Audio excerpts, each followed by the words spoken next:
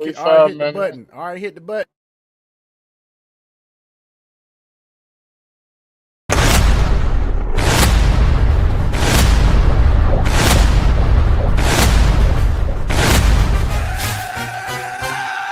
Yeah, three-man show.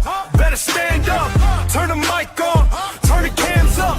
Max Powers dragging Wildcat in the cut. Three names ring out when it's time to talk tough.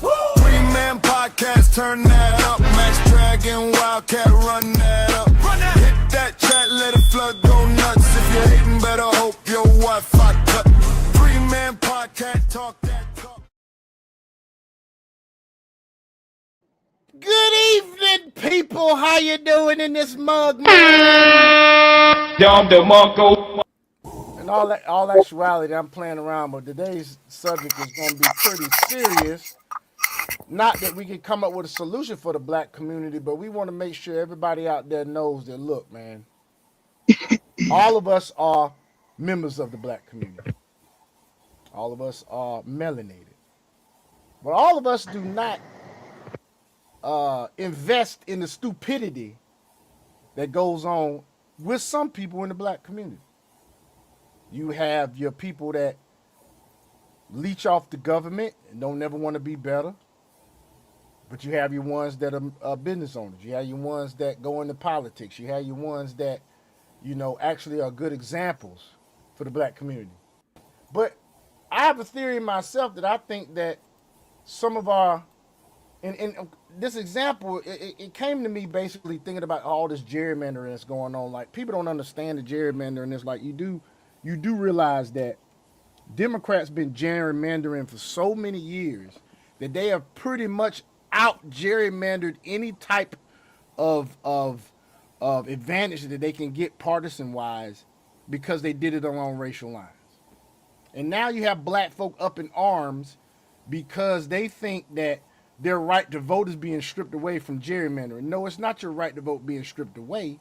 It's that they are redrawing the lines based off of census data, which, if you do not know, folks, our congressmen, the number of congressmen that you have per state is determined by census, not the Senate. The Senate, you always get 2 representatives per state.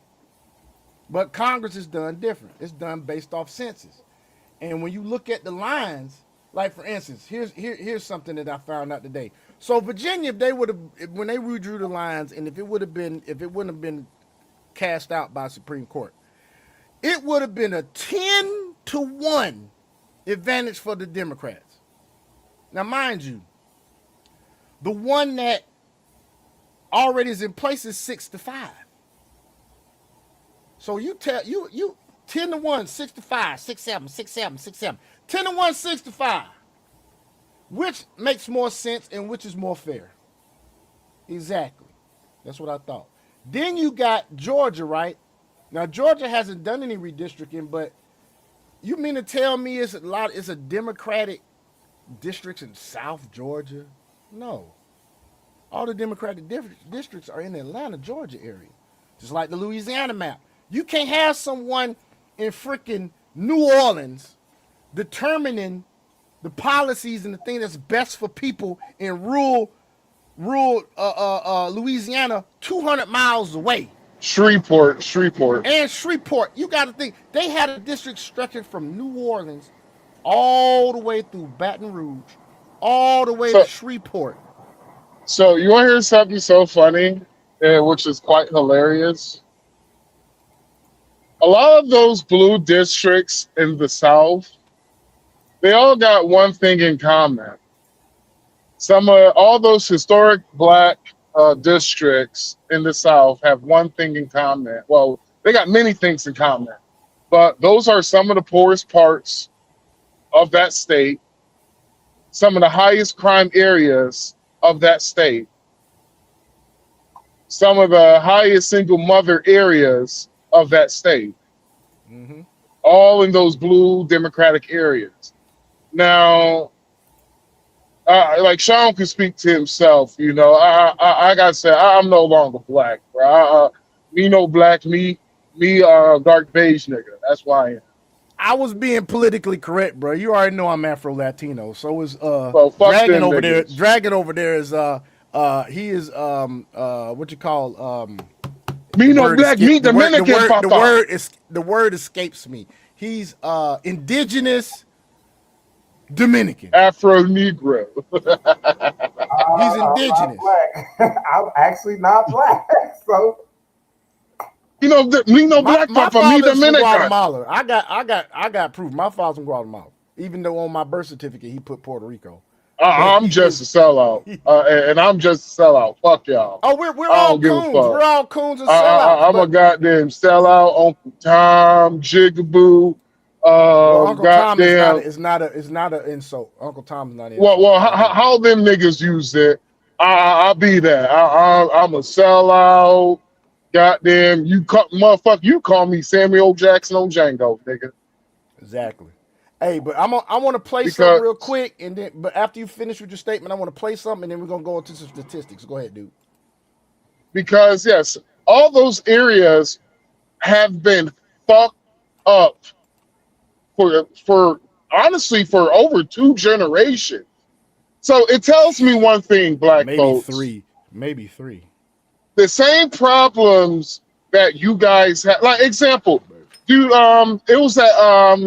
it was a representative. No, she was gollies. It was the woman who got arrested in Virginia for I forgot what's the lady's name, but she got arrested in Virginia, and she's been represented in Virginia for over 30 years. Literally on TV. Talking about the lady that has the cannabis shop? Yes, that woman. You want to play something from YouTube on that? I don't care. It's not important. It's not really important. It's not really important cool, because cool. I'm going to move quick. There's literally a black woman talking about we have so many problems in our community, and you arresting the only person who's going to fix it. And I'm like, wait 1 second. How long y'all niggas been waiting for her to fix shit? Because it's been 30 years she's been serving. She should have got one fucking term. She's been in it for decades. Matter of fact, it's a South Carolina congressman that probably is going to lose his seat because South Carolina's redistricting. Al Greer's and he's been in Congress. Al Green already got voted out. He's done. He's not even in there anymore. After I think they can serve up until January. Like him and Crockett, Jasmine Crockett both lost their seats. They can serve up until January. That's it. Then they done. It's funny how you don't see Jasmine Crockett out there like that. She ain't got no choice. You don't see her ass no more. Of course not. She ain't got no choice, bro. She lost a Senate seat. She lost a House seat. She would have to wait 2 years before she could do any of that shit no more. She's even out there looking for a job, trying to get a job as a lawyer. She is done. That's why you don't see shit. That's why you don't see her fussing and making. She's not going out into that good night. She's not going out with a fight. That motherfucker just turned it. She didn't. Just gave up. Said fuck it. Well, it's like I told Sell the Light podcast. Whenever we was talking about it, I was like, "Yo, the reason why Jasmine Crockett lost is because black folks didn't show up for her." It sure didn't. And it was just like her own Democratic Party put a nice little wrench in the plans too by boosting Talrico on a nationally televised show this right before the damn voting started. And y'all sitting there and fussing about the redistricting. Now you ain't gonna have no representation. Sorry, Wesley Hunt won in a white district. Yeah. Byron Donald won in a white district. It's crazy how they talking about. It's crazy how they talking. They talking about racism, but the problem is they try to put it on the Republican side. But the truth to be told is, when you want to talk about the racism, you got to talk about the Democratic Party, because whenever there's a black Democrat running in a white Democratic area, the black Democrat usually loses. Mm-hmm. Because the white Democrats don't vote for them. Don DeMarco. You deserve a Don DeMarco for that, dog. But when it comes to a black Republican running in a white Republican area, there's a good percentage chance that he will win. that district. But y'all keep talking about racism. I'm like, no, the racism is on y'all side. But here's the problem with these It's the ignorant ass Democratic part. It's niggas. the Democratic issue with that. Here's the problem with these ignorant ass niggas. These ignorant ass niggas have never thought about maybe we should try to vote Republican one time. Just one time. One time. Well, you saw your What? boy Stephen A. called for that, and they roasting him for that. Oh, I'm waiting for him to backpedal. I'm waiting for him to backpedal. Like I if am too. Stephen A. Smith doesn't backpedal, I will be fucking surprised. Because usually after the black woke mob whoop his ass, verbally beat the shit out of him, that's when he comes back. Now, I want you to understand. What I was saying I wasn't trying to be disrespectful. What I was trying to say is maybe it's time for us to refigure how we supposed to vote. That's Stephen A. Well, I But mean, see, you black know, folks go ain't ahead, gonna do that. No, I was gonna say black folks ain't gonna do that. Nah, and the definition of insanity is doing the same thing over and over again and expecting different results, and we've been doing it for 60 years. Down the Mongo. 60 years, nigga? Overwhelmingly, No. 60 years overwhelmingly, but we've been voting majority Democrat 90 years. 90 fucking 90, years. 90 fucking years.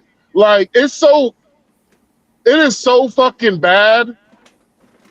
It's so hilarious. It's so bad where Hispanics make fun of you. When I was a kid, Hispanics and black folks, we were right there kind of neck and neck. Hispanics overtook in the black population. Now, you can't get mad when you can't get mad when people are, they're pretty much prioritizing Hispanics over black people. And Just think illegals about over it. black people. Just think about it. For the past year and a half, the Democratic Party has ignored the black votes. They have ignored it. Now, 6 months until the election, now the Democrats will start talking to black people. And I got black people over here like talking to me like, we gotta vote, we gotta get out there, vote Democrat. And I was like, wait one second. Why the fuck well, I was like this. Just hear me out. Just hear me out as an independent. Why the fuck I'm gonna vote for the Democrats for the last year and a half? They ignored us. Now when it's time for us, they need our vote. That's when they're talking all this pro-black shit now.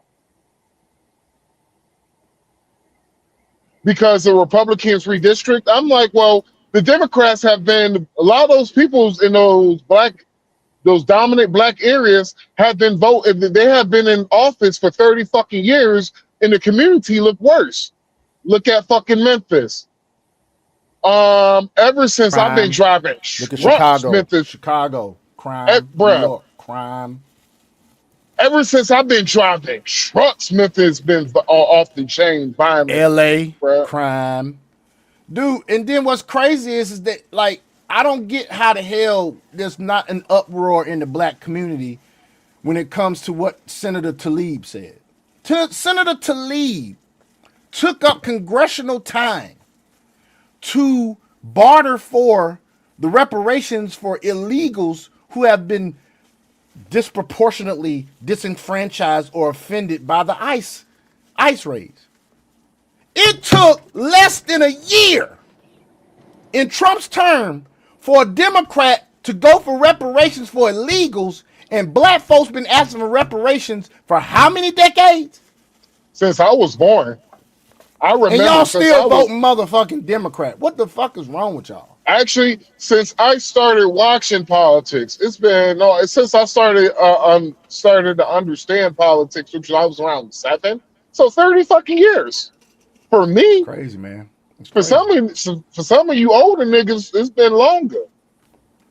And what is it that the black community always want to say? Well, white people just like Ilhan Omar likes to say, well, white men are the ones that are causing, that are the ones that are causing all the violent crimes on everybody. They're the most dangerous people in the world. No, I got statistics to prove it. And matter of fact, we're gonna go ahead and go into this. We're gonna go ahead and go 5%. into this. Right, but we're gonna go into this really quick video right here, where I am surprised that she even said this, because I follow her on Instagram and she basically shows her body, and that's pretty much it. It's not always inappropriate, but she shows her body and how you like my outfit today, and and she's a three baby having single mama. Now I'm not bashing single mothers. I'm not saying that, but single motherhood is what's caused the problem in the black community, and you will see when we get these statistics. Here we go. Have to do anything to suppress black people, sweetheart.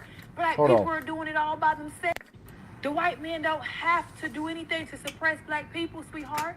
Black people are doing it all by themselves. Y'all love to try to blame the white man for everything. Let me just tell you, the white man ain't forcing you to go to the liquor store every weekend. The white man not forcing you to go to the club every weekend. The white man not forcing you to drink lean. He not forcing you to pop Percocets. He's not forcing you to have all these illegitimate bastard-ass kids. The white man is not forcing you to do none of it. You are willingly participating in this mess of a life.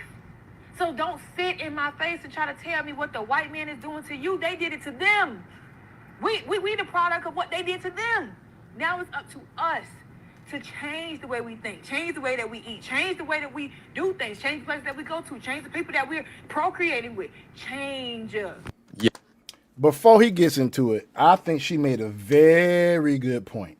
Out of everything she said, we are the product of what the white man did to them. She is talking about slaves. She's talking about Reconstruction and Jim Crow.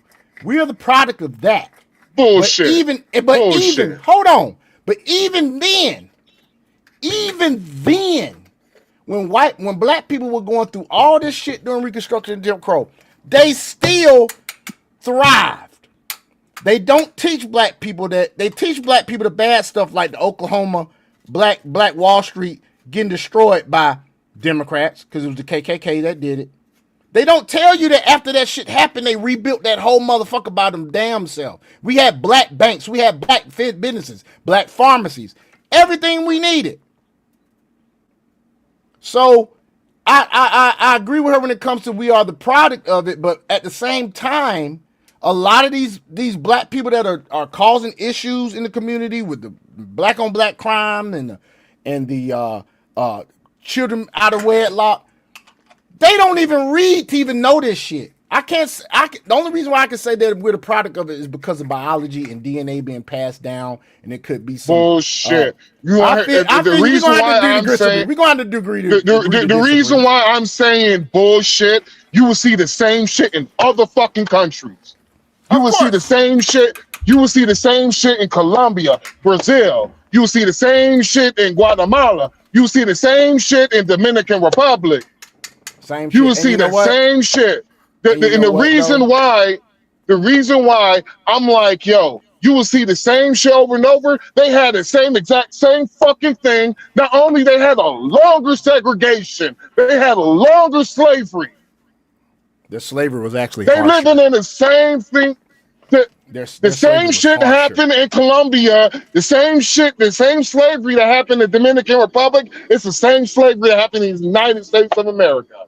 Did you know that there was only 275,000 slaves that were brought to America?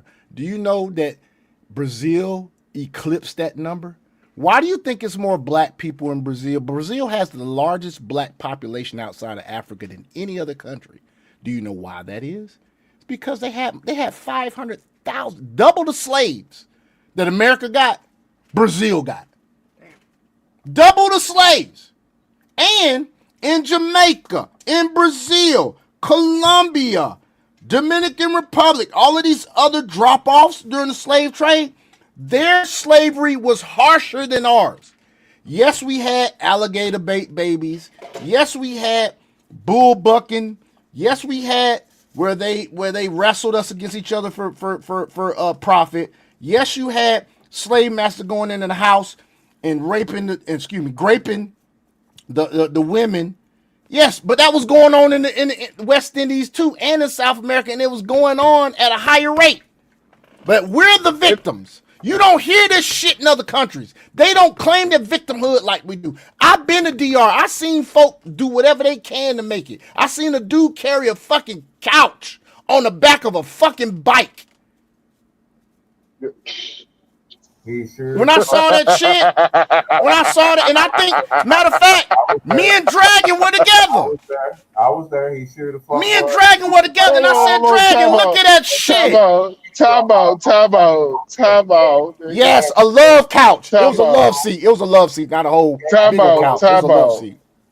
Hold on, time out. Two dudes. Time the fuck out. One driving the bike. Here's the bullshit. I think them niggas got a business doing that because I seen a nigga on the back of a moto doing the same. Yo, nigga had a couch. And if they do have a business, that's called being industrial. That's called taking the lemons that you get in life and making fucking lemonade, dog. And so it's like this.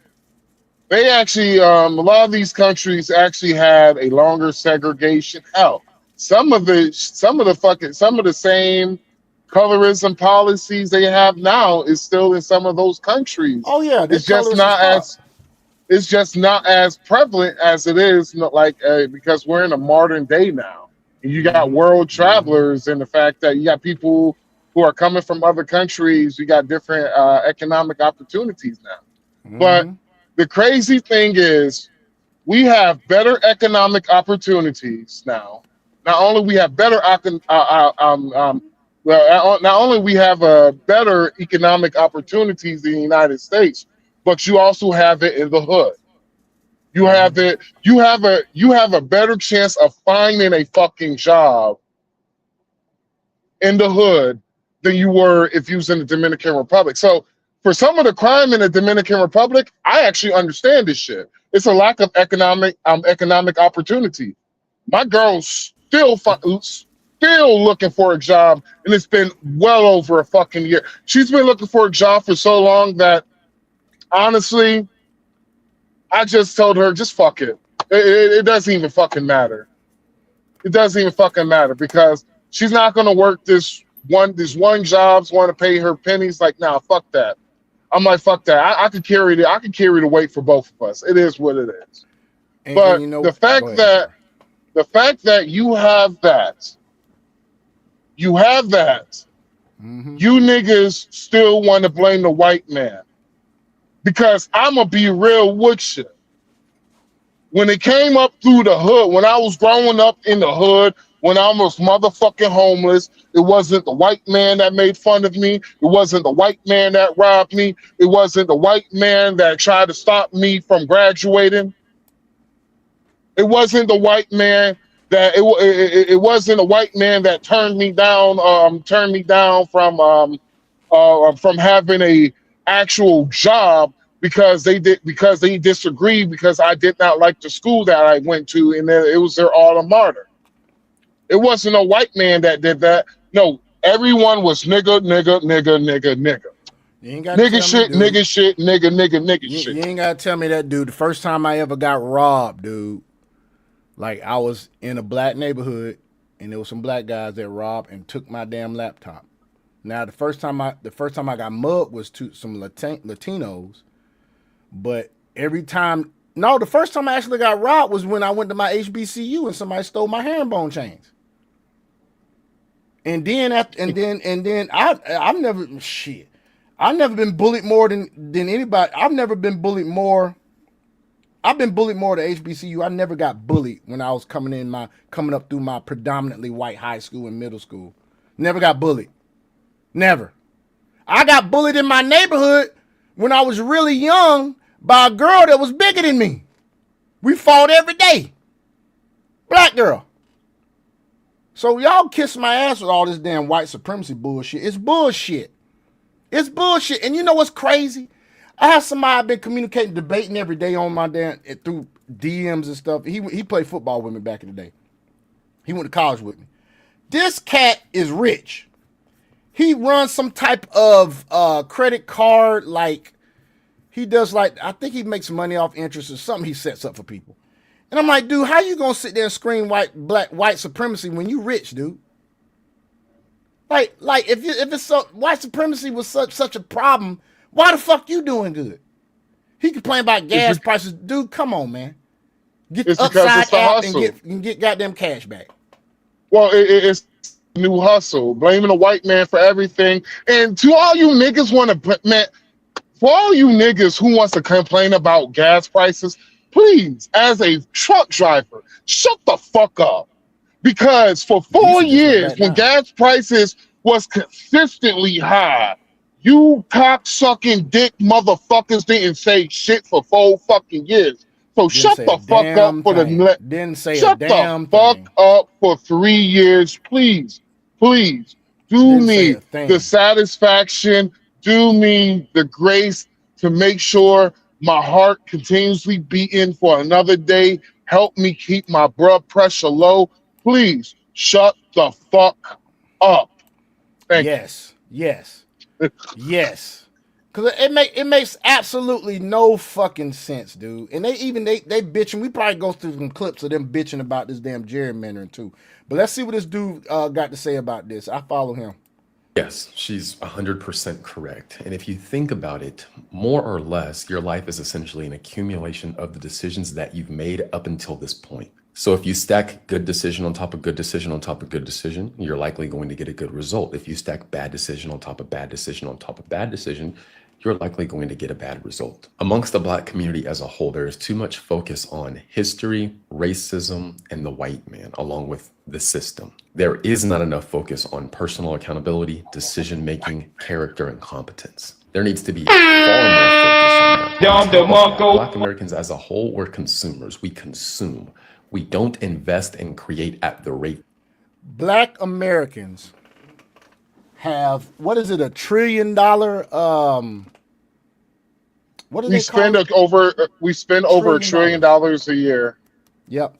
You got black single mamas out there buying all types of Jordans and shit. You know what I'm saying? But they won't get their kids tutoring. You got black moms out there making sure that, have you seen the whole thing with the proms that went on this year, dude? They celebrate proms. Yeah. They celebrate proms more than they celebrate fucking graduation. They go all out for proms. Yeah, we actually did a show about it. Well, they got mad at a white girl because she was talking something out of the heart. She was actually being real. Instead of, black people this is what I would do, right? Say Dragon and Sean, right? Dragon and Wildcat. Every single day, I'm hanging out with y'all every single day. Every single day for over a year. And y'all like, man, Sean, Dragon, you like, man, you stink. You stink, bruh. Then Wildcat, you like, man, you stink. Then it's after a while to either, is something wrong with both of y'all niggas' noses, or maybe I need to wash my ass. Exactly. Accountability. So black folks have never thought about it. You know what? Iron sharpens iron. Is this how all of these other races of people view us? There's something we doing wrong. Example. Self-reflect. The shit that black folks have talked about white people, or white people don't know how to season goddamn food. White people food is bland. Man, I cannot tell you, man, all of my people who I know who are white now, they've been seasoned, they season the fuck out of their goddamn meat. Exactly. They using all types of herbs and shit. I didn't see the videos on social media. I seen white the folks goddamn actually seasoning their shit. I seen a white boy, he goddamn was cooking collard greens, and when he was showing the recipe, I was like, oh shit, you see how my goddamn mouth watering and shit, because this motherfucker made collard green with neck. He put ham hock. Actually, he put ham hocks in that bitch. The motherfucker, he was just like, he actually put me on game on something. He was like, to help out with the flavor in it, that you could always sprinkle just a tad bit of salt in this shit, and it Yep. would help out. I was like, what? Okay. I mean, not a tad bit of salt, a tad bit of sugar in it that would That's what my help mama out does. with the bitterness. And I was just like, That's what? what my Oh, mom okay. does. My mom does that. My mama been sprinkling sugar in her collard greens for years, dude. She don't like it tangy. She don't like the vinegary taste. She don't like it too tart. So that's what she taught me. Yeah, That's and we was like, what it does, it balances it out. I was like, get the fuck. He was just like, not too much sugar, but just a little bit. nice And I little was like, pinch. Nice little yo, pinch. what the Right. fuck? Then Folks, he that's made called some goddamn. accountability. Folks, that's He called made some accountability. mashed potato. I mean, he made some mashed potatoes from scratch, macaroni and cheese. Probably Goddamn, put cream in that, but he sweet probably put cream in that shit too. sweet potato pie, man. God damn it, boy. That motherfucker, I was just like, man, this is a seed. I was like, this white boy right here, boy, he like a ball call, what is it, Bobby Caldwell white. He I'm like trying to tell you. he like a white man with spices and You talking seasoning. about that dude from Louisiana? Just be like, put a little onion in it. Ooh, Oh, Lord. You talking about that dude? you talking about that motherfucking cornbread. That dude that could cook. I grew up watching him. Boy, no, I Folks, ain't talking about him. all that is the white people have seen, they have self-reflected, and they said, you know what? They might be right. Maybe we need to change up. But black folks won't do that shit. Black folks are blame somebody else and cry victim instead of looking within themselves and trying to change for the better. I don't get it. I don't fucking get it. My problem with him is he might be black. The white Was it red? no, for real. No, the old white guy who be cooking outside and shit, and You like think look like a somewhere little down? hot. Oh, you talking about? You think somewhere No, down? he's down the in line, Louisiana. He might have some black. No, it's a possibility he could be black because of the fact that he could be Creole. Like what's that motherfucker's name? He is Creole. He is Creole. Rich Baker, whatever his name is. He like he be slapping the butter on the goddamn grill. Mm-hmm. He about one stick of butter. He's a black dude. He's actually black. Oh wow. Because if you see his son, that's it. Like if you see his son and you see his wife, that's his mom. And his son look like he's mixed. Mm-hmm. But a lot of people don't understand. No, that's a nigga right there. You just Creole. Mm-hmm. And like because I think it was one episode. He was hugging his mama. His mama was dark. Yeah, some Creole people light as hell. They just light. Or Just like you got black albinos. You got black albinos. But let's one continue stick on of butter with, now. let's Now continue on check with that out. That we should be. And it's up to us to fix it. The system is not going to fix it again because your life is essentially an accumulation of the decisions you make. The government can't fix it for you. The policies cannot fix it for you at this point. The reason I say they can't fix it for you at this point is because we need a fair shot. We have a fair shot now. There's nothing a white person can do that I can't do. So now it's up to us to make better decisions on a consistent basis to where that can stack into good results. Too many of us are focused on what happened in the past. We're looking in the rearview mirror trying to drive forward. It's not going to work. We need to be focused on becoming competent, getting in better shape, making better decisions, learning how to invest, building businesses, becoming more productive members of society. That's what we need to be focused on. Less focus on racism, slavery, history, and white people holding us back. White people are not working to hold us back anymore. But the white man. And I mean that as a whole. Sure, you've got racist white people in certain areas that would not like to see black people do well. But that's too small of a percentage for us to be putting that much focus on at this point in time. So yeah, that's all I've got for now. Don't forget I have a... Yeah, so I travel around the nation, bro. Bruh. To all you niggas who thinking white folks just doing so well, they just doing great, man. I can tell you, bro, I have seen more poor white people than anything, man. Mm-hmm. So there's so many. Yeah, go ahead. I'm sorry. Man, fuck. But folks, like I was saying earlier, like she mentioned too in the clip, Look at this. Children living in single parent, father absent homes. Black, 63 to 67%. Hispanic Latino, 40 to 45. They still ain't up to 50% yet. White is 24 to 28%. And they have a bigger population than us. We're only 14% of the population, and 63 to 67% of our homes are single parent. Look at the Asians, 15 to 17%. The black community has the highest percentage of children living in single parent households in the U.S. Most single parent households across all groups are female-headed households. How did that come? LBJ, welfare, dependency on the system. Kick the dad out the house so that you can get this money.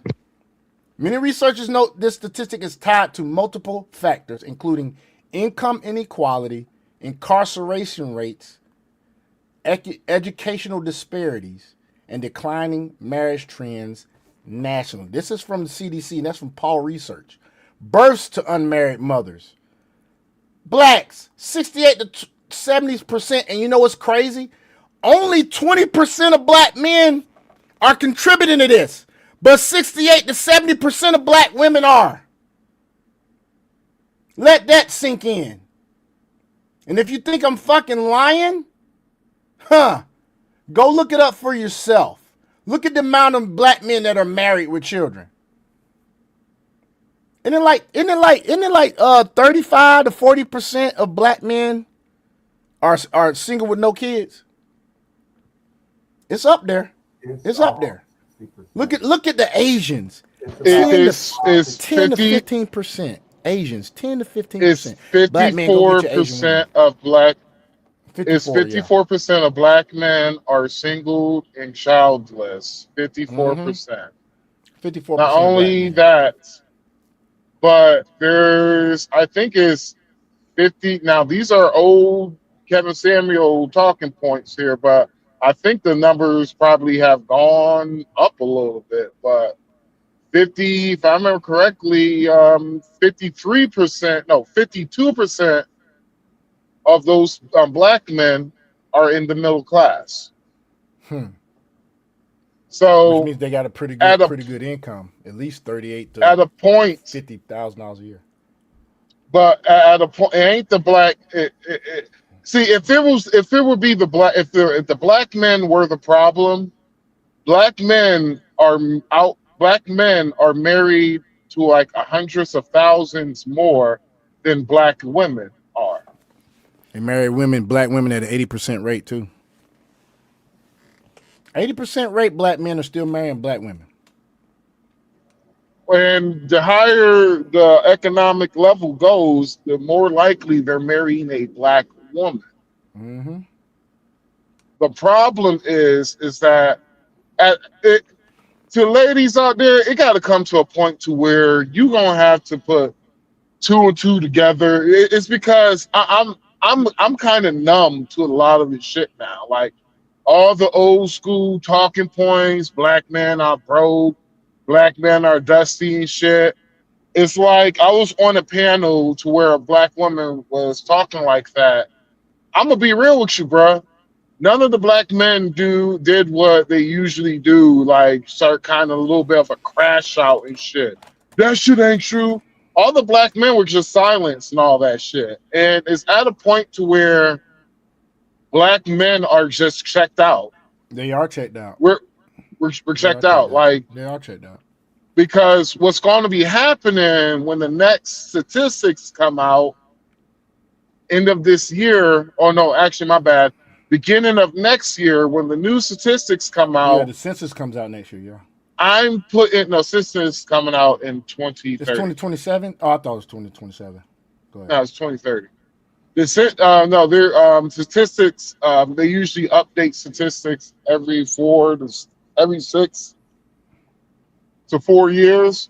So the old school Kevin Samuel talking points are about to go out. Those talking points now are going to be different now. What's going to happen is, my prediction is, It's going to be worse. My prediction is the marriage Black women being married is going to go down. Of course. Not only is going to go down, but it's going to be to where black men who are married is going to be up, and it's the races of women are going to be up. The other races of women is going to be up. It's going to be a major fucking uptick because you got to understand the statistics of the passport bro movement has not been updated yet. They don't get updated until January or February of next fucking year. Oh, okay. That's where you're going to see the effect of the passport bro movement. Here's something that's very interesting, guys. CDC findings noted that non-marital first births among black fathers. Now, remember, we just mentioned that black mothers, single black mothers, that shit's been skyrocketing since the 70s. But look what it says here. CDC findings noted that non-marital first births among black fathers declined from 77% in the 1980s to 66% in the 2000s. What does that say to you? What does that say to you, folks? Black women getting pregnant. By the same I black was men. Yeah, I was going to say black women getting pregnant by the same black men. Over and over and over again. Yeah. Look at the marriage rates by race, guys. Asian, 60%. White, 55%. Hispanic, 45%. Blacks, 32%. And y'all want to point it to the black man. To the white man. Y'all want to point to white supremacy. So is white supremacy keeping y'all from getting married? Is white supremacy making you have out of wedlock children? Please make it make sense. Look at this. Married in 1970, white, 70%. Black, 55% of black people were married in 1970. Look at the drop-off. Over 20% of a drop-off. Look at whites. Whites had about almost a 20% drop-off. It's still in the teens. It's like a 15% drop-off. Blacks had over a 20% drop-off. 23 to be exact. 23% drop-off. Hispanics only had, what is that? Like a 25% drop-off. Asians only dropped off by 6%. If I was a black leader, I would be researching what the Asians are doing. And that would be the call to action for the black community. That would be the call to action. They ain't gonna do it. No, of course they're not gonna do it, but that's a smart thing to do. Research what other races are doing, especially the Asians, and then secondly, Hispanics. All right, look at this. Fertility rates. You cannot expect to have black representation in Congress or anything if you do not replenish the black population. Look at the daggum fertility rates. We're down at the bottom. Almost. The Asians are at the bottom, but the Asians ain't got nothing to worry about. They still got nuclear families. We don't. 1.4 to 1.5 is the fertility rate. So across America, everywhere in every demographic, we're not replenishing our population. We're not. And that could be attributed to a couple of things. It could be the LGBTQ movement, same-sex marriage, all that stuff. That has to be something that's that's causing this as well. Of course, also the abortion rate rising and all that stuff. Because I'm surprised at this because black women, they unalive their children at a higher rate than any other demographic. I believe the only reason why Asians are still lower than us is because we outpopulate them. Which if I'm gonna predict that by 2030, maybe 2035, black folks will probably be the lowest populated minority in America. We keep killing ourselves. We keep having these incarceration rates, drugs, not having families. That's what's gonna happen because Kevin Samuels already said. He said half women in America are going to be childless and not married, childless and alone. All right, so let's look at this too. Additional demographic trends. Interracial marriage rates. Asians are at 29%, Hispanic 27, Black 18, white So 11. This might go up. I think the Black interracial rates are going to go up. I think they're going to go up. so what Kevin Samuel said. So what they said, half of what they would basically said, and by 2030, half of all American women will be singled and childless by the year 2030. Mm-hmm. That is the average for all races of women. Yep. So, I mean, sorry, yeah, that includes all races of women put together. Here's the thing. We already see the trend with how black women are. So what will happen is whatever it looks like in the white community is going to hit the black community like an epidemic. Mm-hmm. So there's a possibility that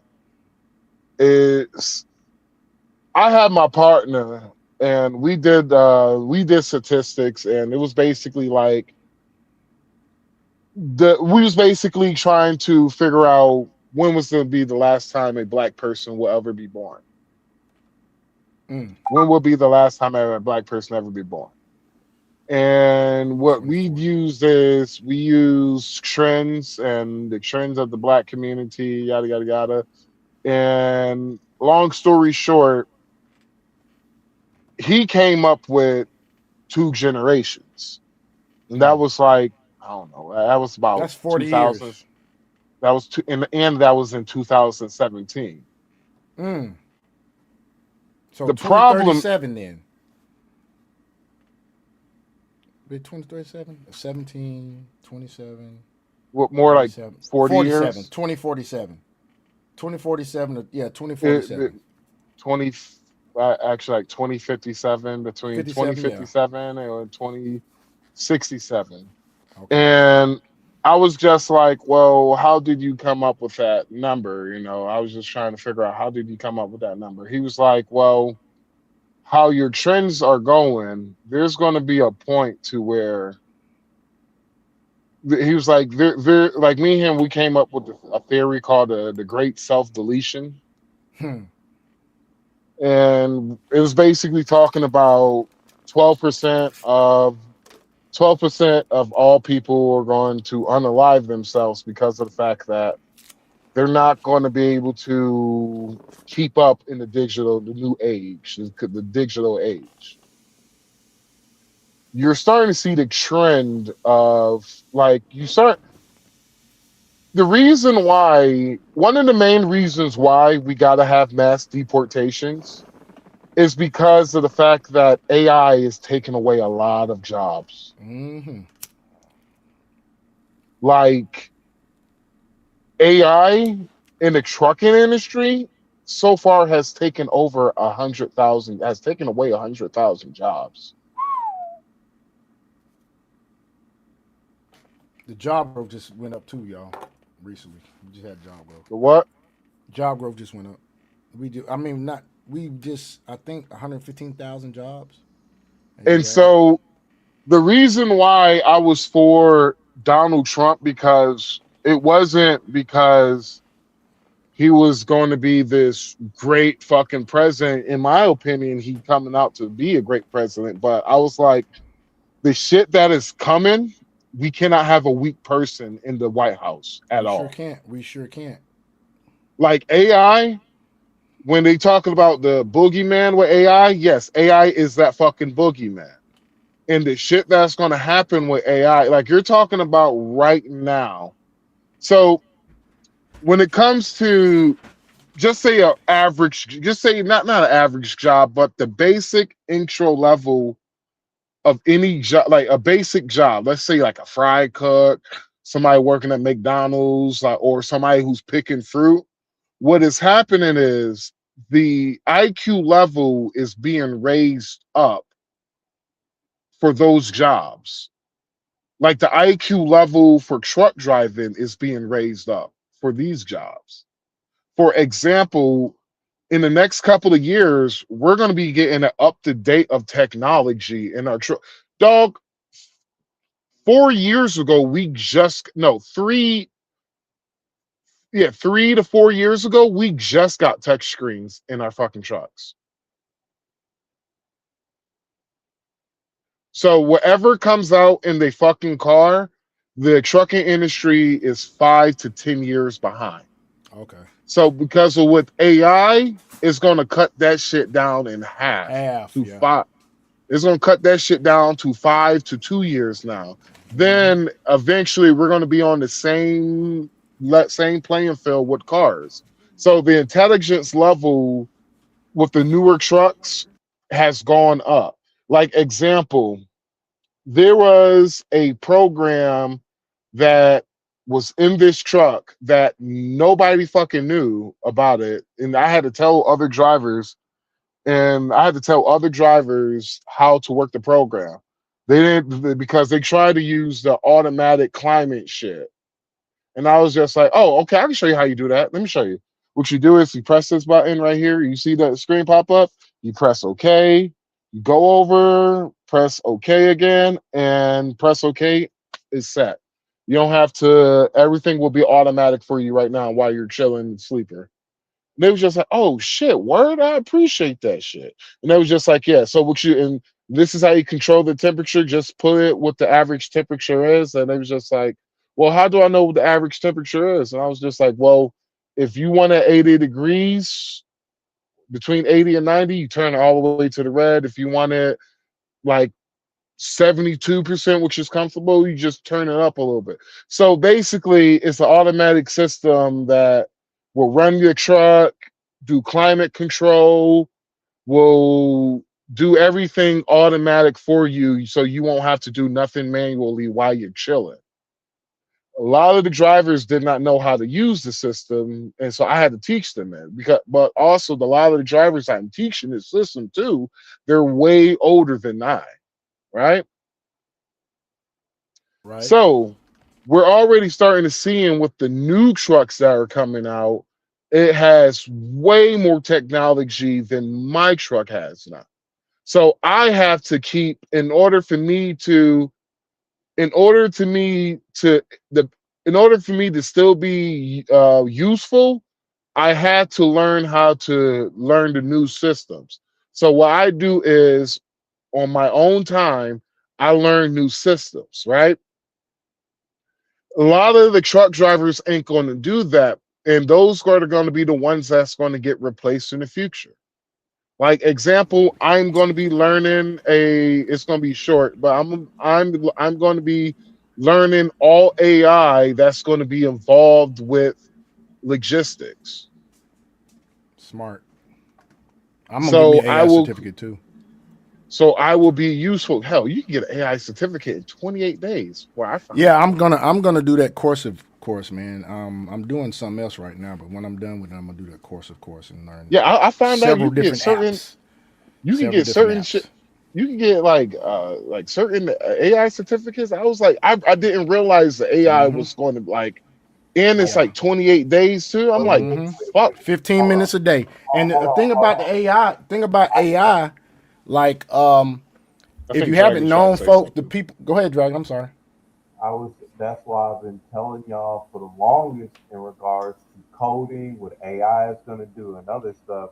Because even just as a quant slash algo trader, I mean, you can make 1 million plus annually. Yes, 1 million plus annually, or anywhere from 500,000 to 800,000 plus annually in regards to like blockchain and other stuff like that. It's just as a digital asset PM trader, that's 300K to 2 million plus annually, just along with that. And then with the AI jobs that you do along on the side of those two to kind of go along with it, they're paying the same amount in regards to those jobs as well too. From what Wall Street was saying, dude, like this shit is huge. So learning You know you AI, don't even have to learn coding no more. You know no, they got an app out now that you can create any app, any website, and you don't even have to know coding.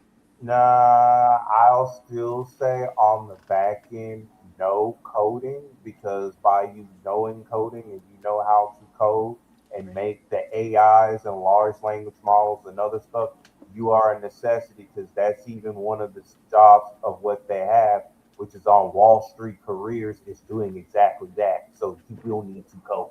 Fuck all that. And folks, if you didn't know, the whole thing with this whole Iran stuff and America having to drill baby drill now is the highest supplier in the nation in the world, as well as having access to the highest reserves in the world. How do you think AI comes about? It's not just the data centers. The data centers have to be fueled by what? Oil. Now it's good that America needs to have more data centers because that's what China's doing, but China's having issues now because they don't have the access to the oil that they had before. Data And that's centers what that was the plan that Donald Trump put in place in order for us to be on top with AI. You have to have the oil. You have to have that fuel so Well, you can build those daggum data centers. that's a ploy on the oil part. The AI centers have to have water. They consume large amounts of water. yeah, they consume a Well, yeah, they do lot. consume water, but you still have to Mm-mm. in order to make the data centers. What does that involve? Well, in that You got to Well, aspect, build, well, right? it's going to take the same average amount of oil that it takes with building a warehouse. The Exactly. problem, the what it is water, and it doesn't say, does it have to be fresh water? Can it be salt water, or it has to be fresh water, Jack? it's just it has to be clean, fresh water. So, like the water that they would have that doesn't have anything in it, that's what they're putting into it. All the other stuff that has pollutants in it, basically your tap water and shit like that, they're not going to use your tap water, because your tap water has stuff inside it that can actually corrode the systems for what they're using at the So they plant. got to reverse osmosis, or either Yep. use like a natural aquifer, right? Yep. Or what they're going to wind up doing after a while, because once they start landlocking the water and putting that into a system to where you're going to have a certain amount of water of what you can utilize. Because remember, I already posted about them tokenizing water as it is, which means that there's going to be a lot of them out at a certain point in time, and you have to have X amount of tokens in order to get some water. So after they do that, the next thing of what they're more likely going to do is start taking the water from the ocean, desaline it, and start utilizing that after the water Wow, is landlocked. that is fucking crazy, dude. Maybe that's another reason why. Maybe that's another reason why Trump made Gulf America, Gulf of Mexico, Gulf of America. Yep. You never know. Hey, now I want to show. I want to Well, show y'all something. What we well, was the talking about main earlier. reason why he made Gulf of America to from Gulf of Mexico to Gulf of America, it was because Biden signed an executive order in order to when Biden signed his executive order banning offshore drilling in the Gulf of Mexico, Mm-hmm. Trump would have to do a whole bunch of legal shit in order to get that shit back. So what he thought is a smart plan was what he thought was, which was absolutely genius in my opinion, because it saved him years and years of his presidency of legal legal fuck, I can't, my sorry, I had something in my eye. It saved him years and years of making laws and all that shit, and them fighting it over in Congress and the House, then Supreme Court and all that shit, to where he was just like, you know what, I just changed the name. Instead of Gulf of Mexico, it's just Gulf of America, and everything, all those, everything, what Joe Biden did in the Gulf of Mexico was null and void now, because it's no longer the Gulf of Mexico; it's the Gulf Right, of you changed the America. name and it don't matter. So that was smart as So fuck. shit, it was genius, because most people who pay attention to politics, or who pay attention to the who are like political scholars, didn't even think of that. And so that's why a lot of people who were like, you know, when Trump changed the name, there was a lot of people giving him political props because it was genius. Absolutely fucking genius. But y'all can play this, but give I will be back like 15. I'm still listening, but I gotta Cool. use the restroom, so I'll be Cool. listening. We know, bro. We know. All right. Well, check this out, folks. Let's get back on what we was talking about the state of the community. Look at this statement right here. Among black newlyweds, black men intermarry, meaning they marry their own race, at higher rates than black women. And what is it that black women always say? Black men hate black women. Well, why is it that we're marrying y'all at twice the times that y'all marry us? 24% as opposed to 12%. Oh, that's gonna drop. How is it? Yeah, it's gonna drop. That the passport bro movement is gonna make that drop. But how is it that they can say all the time, well, black men hate black women and black men ain't no, black men are marrying black women. Black women ain't marrying black men at the same rate that black men are marrying black women. So in other words, they are swirling or divesting more than black men are. It just is what it is. Now, look at this overall summary here. It says, compared with other major U.S. demographic groups, the black community statistically has the highest rate of children in single-parent homes, the highest non-marital birth percentage, the lowest marriage rate, and the fertility rate that has recently declined sharply. We cannot afford for our fertility rate to decline, folks, because if it declines, guess what? You're going to see less and less black people in a few generations. But meanwhile, though, Asian Americans generally show the highest marriage rates and lowest non-marital birth rates. Hispanic Americans tend to have the highest fertility rates. So they're having out of wedlock kids, but at least they're doing a better job at replenishing their population than black folk are. I'm just saying. Now you have white Americans fall in the middle in most family structure indicators. So let's look at some of this other stuff that's going on. Has violent crime within black communities contributed to their incarceration rates? Yes.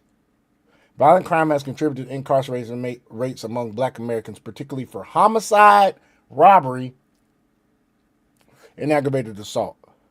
However, research also note that sentencing disparities, policy practices, drug enforcement differences, and socioeconomic conditions play a role as well. Let me tell you something, though. Sentencing disparities, policy practices. What policy practices do you think are contributing to this? Last I checked, Joe Biden helped write the crime bill that Clinton signed into damn law. The same crime bill that President Trump had to come back and do the First Steps Act. Because he pardoned over 3,000 something people. So once again, if you're talking about white supremacy, look at your own party that you vote for at a 90% rate. Most violent crimes in America is interracial. Intra, not inter, intra-racial. So all that bullshit Ilham Omar was talking is some bullshit. White offenders usually victimize whites. Black offenders usually victimize blacks. So the black on black crime is not unique in the sense of the same race victimization. Most crime occurs within one's own community because people tend to live near people of the same demographic group. FBI and victimization data has shown this pattern for decades. Decades, folks.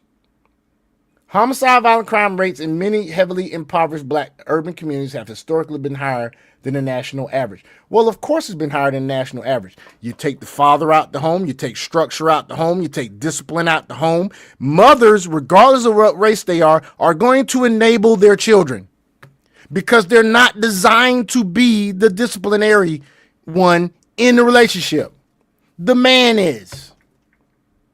Researchers have linked all of this to concentrated poverty, male unemployment, gang activity, family disruption,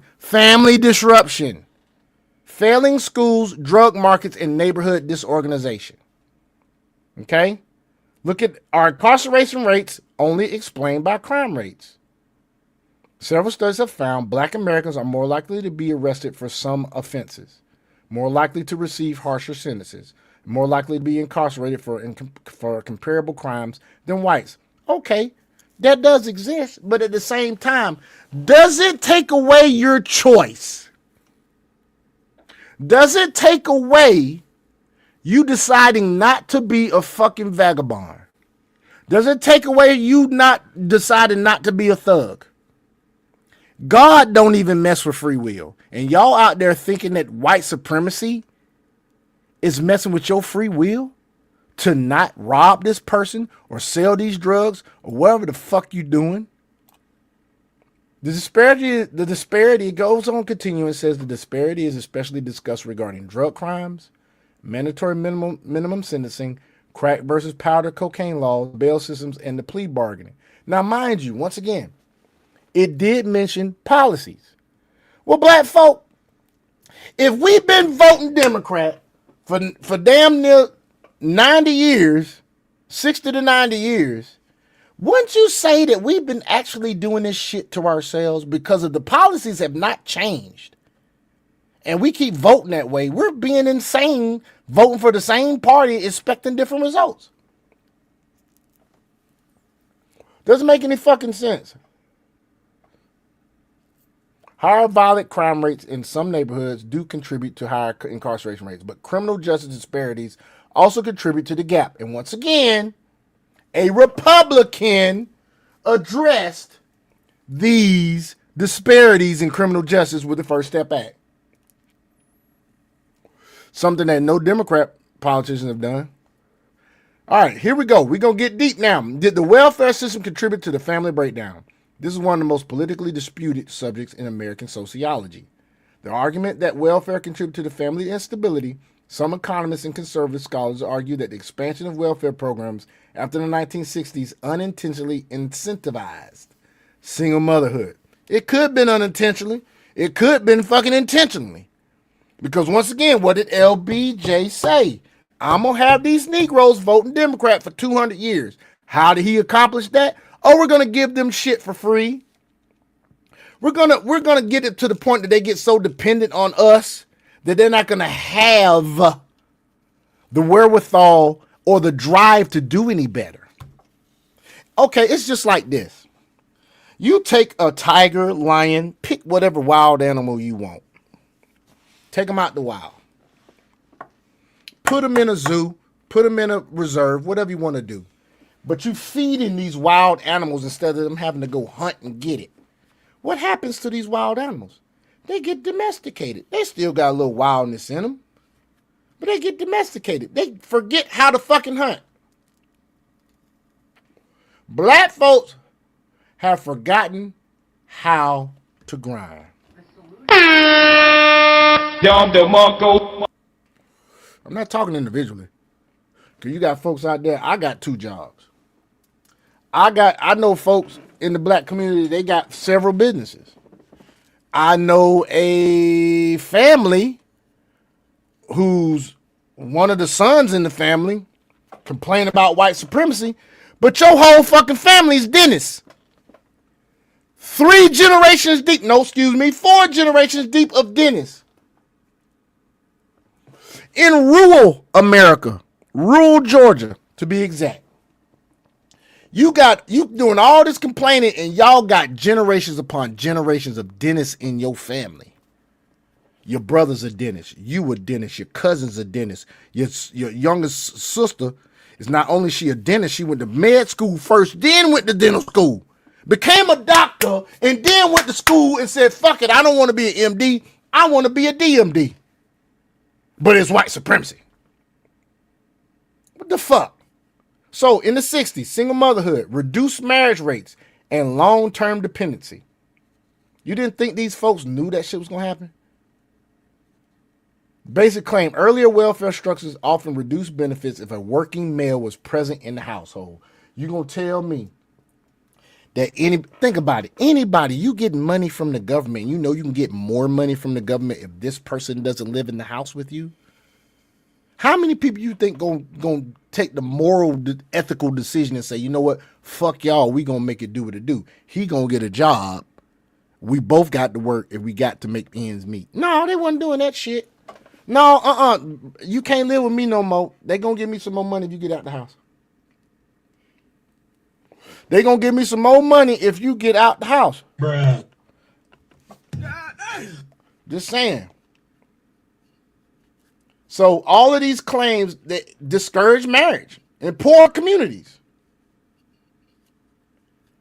Historically, black marriage rates were substantially higher before the late 1960s. Non-marital births rose significantly after expansion of the Great Society welfare programs. You know why? Because folks still want to get it in. But guess what? If we get it in and create a baby, you can't live here. If you live here, I can't leech off the system as much as I want. So let's see what these the mainstream sociologists say to explain all this shit. It says most mainstream sociologists argue welfare alone does not explain the changes. Research instead points to multiple overlapping causes. Deindustrialization, disappearance of manufacturing jobs, urban decline, mass incarceration, drug epidemics, school inequality, housing segregation, crime, and declining wages for low-skilled men. And let me ask you this. When this came along, LBJ was Democrat, right? Look at the presidents that came after that. Look at who's hard on crime and who isn't. Look at who created a deal. His initials are Bill Clinton. And who continued that deal? His initials are Barack Hussein Obama. They both made deals to what? Outsource jobs. Tennis shoes getting made in China. Clothes. Look at your clothes. It was made in Bangladesh, Taiwan. I don't know. You tell me. So if you're taking all these manufacturing jobs, disappearance of manufacturing, that's a Democratic policy. Deindustrialization, that's a Democratic policy. Why? Green New Deal, industrialism, pollution, deindustrialization. That's a Democratic policy. Hey, Sean, I'm back. Urban decline, that's from crime. Democrats are soft on crime. Mass incarceration, once again, Democratic policy. Drug epidemics, that go either way. School inequality, wasn't Biden the one saying he didn't want his children going to school with monkeys? Didn't he say that shit? And he been in Congress how long before he became president? Decades. Housing segregation, crime, declining wages. All right, so we've shown y'all all of this, all right? So I'm pretty sure you get the gist of everything. That when it comes to the problems in the black community, it's definitely our fault. Definitely our fault. Matter of fact, let's look at something recent. Let's look at this. This is a video from Chicago, Fox 32, okay? We're going to look at what's going on, and you already know about Chicago. Chicago's fucking Chirac. I guess white supremacy is putting guns in their fucking hands, aren't they? I guess white supremacy tell them to kill each other, huh? Let's look at this video. On the south side, people showed up to push back against a Walgreens closing. The doors are set to close next month. Walgreens says it's due to safety issues, but it will leave thousands without nearby access to light. Safety issues. What issues do you think is causing them to be unsafe? Crime. Their mayor, 6% approval rating, the worst in the history of the country. Worst mayor in the history of the country. Soft on crime. You know, they want to defund the police, right? So this Walgreens, right, is closing because of safety issues. Now watch what these ignorant ass motherfuckers get up and say to combat the problem of Walgreens leaving their community. Listen to this bullshit. Life-saving medication. Tia Ewing has more. Everybody say Walgreens do right by us. Walgreens do right by us. Community members, leaders. Walgreens do right by us. So Walgreens is wrong for fucking closing down their location in Chicago because of safety reasons. But why are the safety reasons there? Why don't you nip the problem in the bud? Bud meaning root. What is the root of the fucking problem? It's crime. How do you combat crime? Do you defund the police or do you support the police more? Tell me. Leaders and families rallied, saying the loss of this Walgreens at 86th and Cottage Grove won't just close a store, it will take away a critical lifeline. We're not here to beg Walgreens to stay. We're Man, saying fuck their that decision shit. is Just the wrong blame decision. Trump And and in my white opinion, it supremacy. should be considered a first-degree corporate crime. Because the amount of people that will be hurt by this, the amount of elders that will not have access to health care is evil. Let me give y'all something. You know how they say black folk don't have black representation? And they say if you redraw these districts, we ain't gonna have black representation. I'm sorry, but I know there are a lot of black aldermen, a lot of black councilmen in these cities. So don't come to me with the bullshit about you not gonna have black representation. That is a Democratic problem because here's the thing. If black folk ain't getting elected democratically in Democratic districts on Democratic ballots, whose fault is that? Is it fucking Trump? Is it fucking Republicans? Is it fucking right wingers? Is it y'all so-called thinking right wingers are so prejudiced and racist? No. It's your fucking party. It's y'all.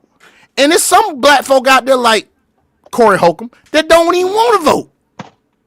So once again, we hurting ourselves, just like the SPLC bullshit. Sure. Donating SPLC and them motherfuckers is the one that's goddamn funding white supremacy. Sean. What? These are niggas you talking about. They're gonna blame a white. They're gonna blame some white man, Sean. Like, come on. Of course, bro. man. Of course. That's blame, why this show is called The State of the Communitah. And the state of the Communitah is that they're fucked up. We're fucked up as a community.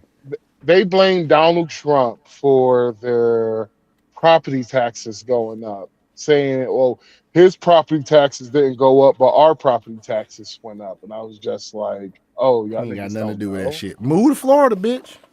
Or Move to here's Florida. Oh, hell no. Don't move to Florida. Fuck no. Do not move. We are full. Do not bring your asses to Florida. We are full. We have no more room. Please If I was come. dragging, I'd be hollering about Texas because a lot of motherfucking California moving to Texas and Tennessee. Tennessee, Texas, and Florida are the top three, if I'm not mistaken. And I think Georgia's around fourth or fifth. The reason why I say do not bring your asses down there is because of the fact that, for one, we are full. But two, you niggas just gonna move down there and vote the same fucking way?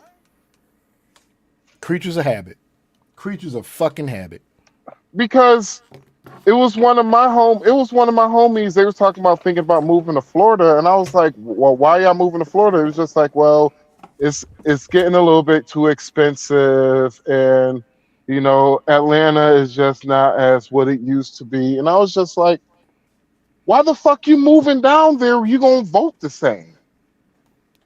They're just like, well, we are Democrats, but you know, I'm like, check this out. You're moving a Democratic area where y'all voted Democrat majority of your lives to come to Florida, which is more majority red, to vote blue. And I'm like, dog, it doesn't make sense. You are pimping literally backwards. Damn sure is. And so, oh yeah, and I wanted to say something about that analogy you had about the tiger. I seen where you was going, didn't like the analogy. I got a better analogy you could have used. You could have used the one with the rats, if you know what I'm talking about. Or dogs. And dogs used to be wolves. And No. I'm talking about the one with the rats. So there's I don't know that one. a scientist did a study on when it comes to rats. What they did is they gave them unlimited amounts of resources, aka food and water, and pretty much they didn't have to work for anything. Eventually, what happened to the rat? The rat becomes extremely severely obese and get some form of cancer and die. So it basically is showing you what happened with the black community. They gave the black community unlimited resources, and when I mean they gave the black community gave the black community many resources, literally the government threw over $8 trillion into the black community in the past decades So could you say that's our reparations? to combat certain economic poverty has happened strictly only in the black community. And Would you look where say we that's are. reparation? Yeah, I would Um, say that. hell, you can say it's reparations. You can say it's not reparation. But what it should show you is that even when you get a great amount of resources, it still didn't help the black community out. Mental slavery, mental and economic slavery, dog. And so, because when these motherfuckers talk about, well, um, yeah, and here's my rant about the, pissed off rapper who never fucking made it. You can't expect to be disrespectful to somebody like this dude. This is what he said in his fucking comment. He was like, dude, just give it up already. You've been writing for the past 2 weeks. You've been writing shit in my fucking comments, paragraph long comments, and I just haven't read it. I don't argue on the internet no more. I'm over here. I'm like, oh, I thought you was one of my friends out here. But I was like, well, shit, nigga. Well, when I get back in town, nigga, you better have my money, nigga. That's all I gotta say. You better have my money, nigga, or you gonna be or you will be rapping with a new scar. They're gonna call you Scarface after I'm fucking finished with you. So you better have my money, pussy ass nigga. That's all I gotta say. And you got till June when I get there too, nigga. Better have my motherfucking money, pussy. I know I'm gonna see your ass because we got the same friend groups. And all my friend groups everybody in my friend groups I already told them what's happening when I'm seeing him. I'm running through his pockets. Nigga here, man. Fuck it, This nigga right here, dog. pussy. Fuck that nigga. Oh No, god. you ain't gonna be as much as I have been kind to this motherfucker. You ain't gonna be disrespectful to me off of because you want to have some, I don't know, clout with your homies and shit. And I only wrote on your I wrote two things on your fucking on his profile. Like I only wrote two comments on his post. Two Damn. comments. And the fact that you could talk to me that way and forgetting who the fuck I used to be, nigga, but I forgot. Sometimes you gotta remind a nigga who you used to be.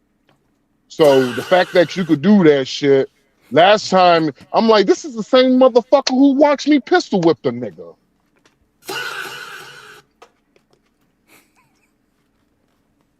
And the fact that you lucky I'm goddamn saved, nigga. I'll go back to that nigga. Pussy. But the fact that you gonna say that shit for clout of your fucking fans, nigga, I deleted my post and I told him, save that same energy when I see you, nigga. And I said, you better have my motherfucking money too. If you don't have my money, you know what it is. This I can't believe Three it's Man just Podcast does not condone violence, folks. I don't But condone hey, violence either. he I got to don't do what he condone got to do. violence. I don't condone violence either. I don't condone violence. Absolutely do not. But sometimes you gotta whoop a nigga's ass just to We whoop a condone nigga's ass. accountability though. That's for that boom show. Yeah. Dom DeMarco. And Let's he continue on with it. Go ahead, man. and my bad. I'm almost finished. And he's just mad because I said he's mad at me also because I said something in the goddamn group chat. And I was just like, well, apparently the piss off rapper who never made it don't like me commenting his fucking post. So he was just like, oh, it's like that. I'm like, yeah, it's like that. Because of the fact that you shouldn't talk. See, this is a valuable lesson you can learn, people. It's the fact that this is where we are as a country. This is where we at as a country. 2 Because hours later. oh, fuck it. I'm fucking with you, man. I'm fucking with you, dog. I'm fucking with you. Go This ahead, is man. a I'm great fucking with you, example. This is a great example to show you where we at as a country.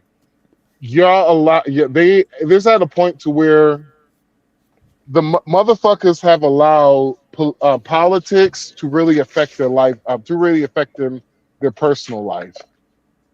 Look at Barack Obama. He just said that shit. The only reason why I had to unfriend people on my Facebook group is the fact that I will not fuck with you off of morality, Right. off of That's my me own too. fucking morals. That's I me do too. not condone political violence. I do not condone violence of any fucking form. I do not condone laughing emojis of a grown ass man pushing a little Hispanic woman to the ground. I do not condone motherfuckers laughing at that shit. No. Because let that been a black man, his ass would have been locked the fuck up on the quick. Mm-hmm. But I don't condone that shit. And the problem is that you bitch ass niggas have drunk too much of the goddamn Kool-Aid to the fact that I can't even have a conversation with you niggas no more. I don't even want to be around you niggas no more. You niggas are clown, mad pussy, and more clowns. But you trying to go on to the next segment. I'm finished, bro. Hey, folks, if you want it raw and uncut, pause. Come to the 3-Man Podcast. We speak it like it is, and we don't hold shit back. It is what it is. Fuck it. Walgreens says the store is closing due to safety concerns, including theft and violence. But residents say that doesn't match what they see day to day. Oh my God, seriously? They saying that it don't match what they see day to day? Like the thieves are gonna goddamn come in there when your ass in there to be seen. You dumbass. Boy, I tell you. It's open 24 hours, people. It's a health or What, Walgreens? loss prevention issue. Yeah, it said it was open 24 hours. Not no fucking Chicago. Hell no. Well, I guess not no Hell more no. shit. Shit, nigga. Hold on. Walgreens haven't been 24/7 in Chicago since COVID, nigga. I haven't seen no 24-hour Walgreens in years.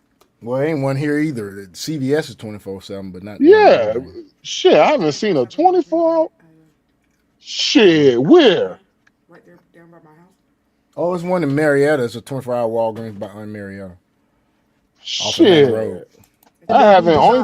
Only places I have seen a 24-hour Walgreens at has been the whitest of white areas in the whitest of white states in Nebraska, nigga. That's the only time I've seen a 24-hour Walmart. Outside of that, nigga, shit.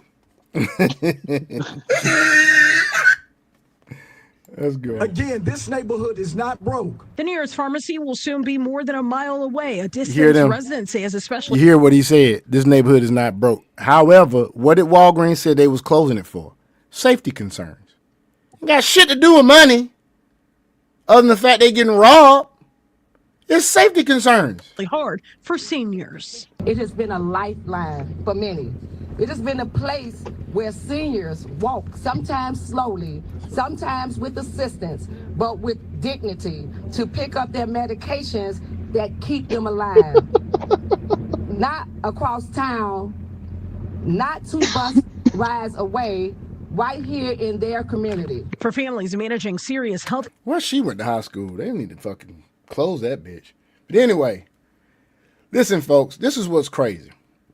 In Chicago, You've seen them turn Chicago red protests and stuff in like the Capitol and meetings and shit. But when have you seen a stop the violence fucking protest in fucking Chicago? You're protesting about this Walgreens closing, but you won't protest about the killing going on in the street? I mean, what the fuck, man? I mean, seriously.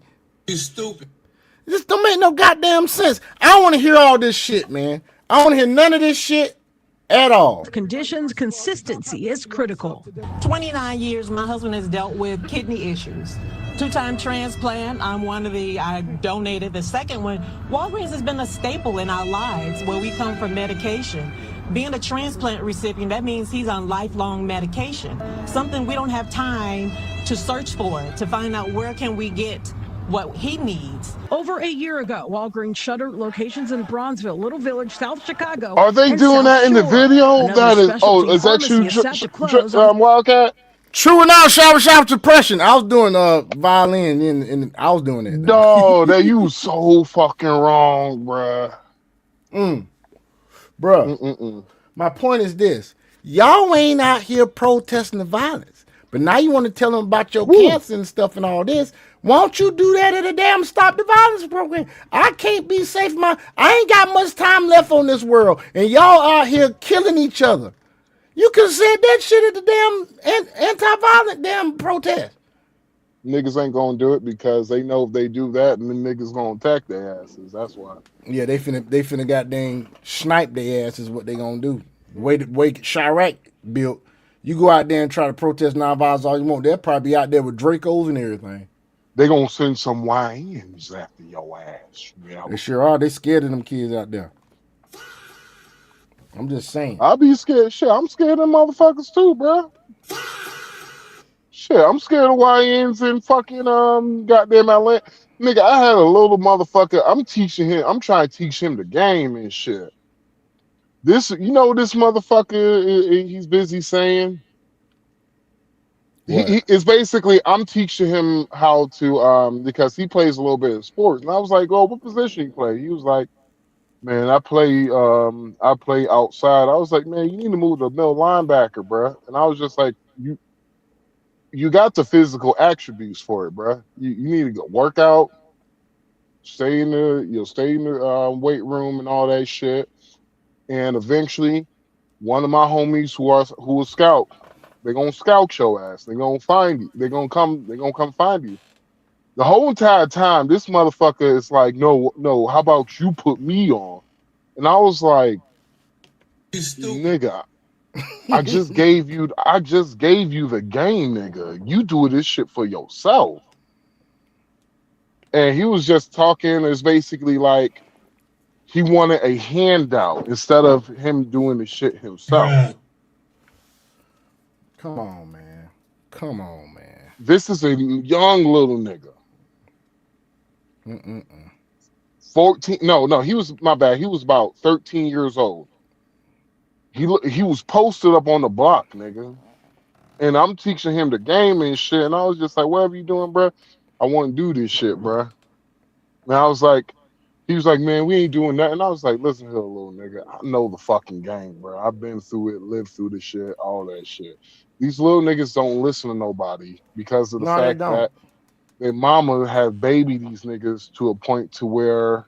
And you went right back around and spun the block on the problem in the Communitah, bro. Out of wedlock children. Single mothers raising these jokers. All because the community, the nuclear family is gone. Yeah, and these little, what I'm saying, you can't say nothing to these little niggas. You can't say shit to them, bro. At all. Or they will give you the smoke and shit. The only reason why he didn't give me the smoke, he saw the two tools I had on my side.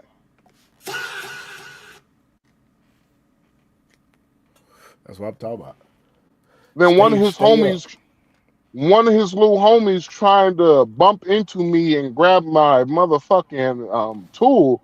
Nigga, I pulled my knife out and had that shit aiming towards his neck. He was like, I'm playing. And I was like, bruh. Look, I was like, listen here, bruh. If you want to lose your effing life, play like that again with a nigga like me. I was in Riverdale, so that explains some shit to you. Also. Yeah, my first 2 weeks living in Riverdale, somebody got murked in my neighborhood. Yeah. My ex-wife was like, "Was that firecrackers?" No, man, some fucking gunshots. Talking about some firecrackers. The fuck? No. Well, 71st Street. Go ahead, man. That's why. No, I would say that's why some of my friends who I know internationally, they have literally said they avoid black people at all costs. God damn. They not even from this country, and they literally say that they avoid black people at all costs because we're the people who travel, they get their information from them. And there's certain parts of the country they would not even dream of going. It's crazy, huh? That's real crazy. But let's continue on. In the coming weeks, residents say this shows there's a pattern. They closed 63rd and King Drive. They closed 63rd and Halsted. They closed 47 in Ashland. They closed 63rd and Kedzie. To pick up prescriptions, it takes people 45 to an hour. Prescriptions will be automatically transferred. Y'all don't see this shit.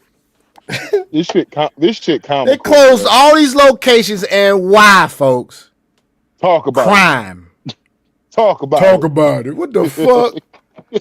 Talk about it. No, you talk about the right thing and not talk about the wrong thing.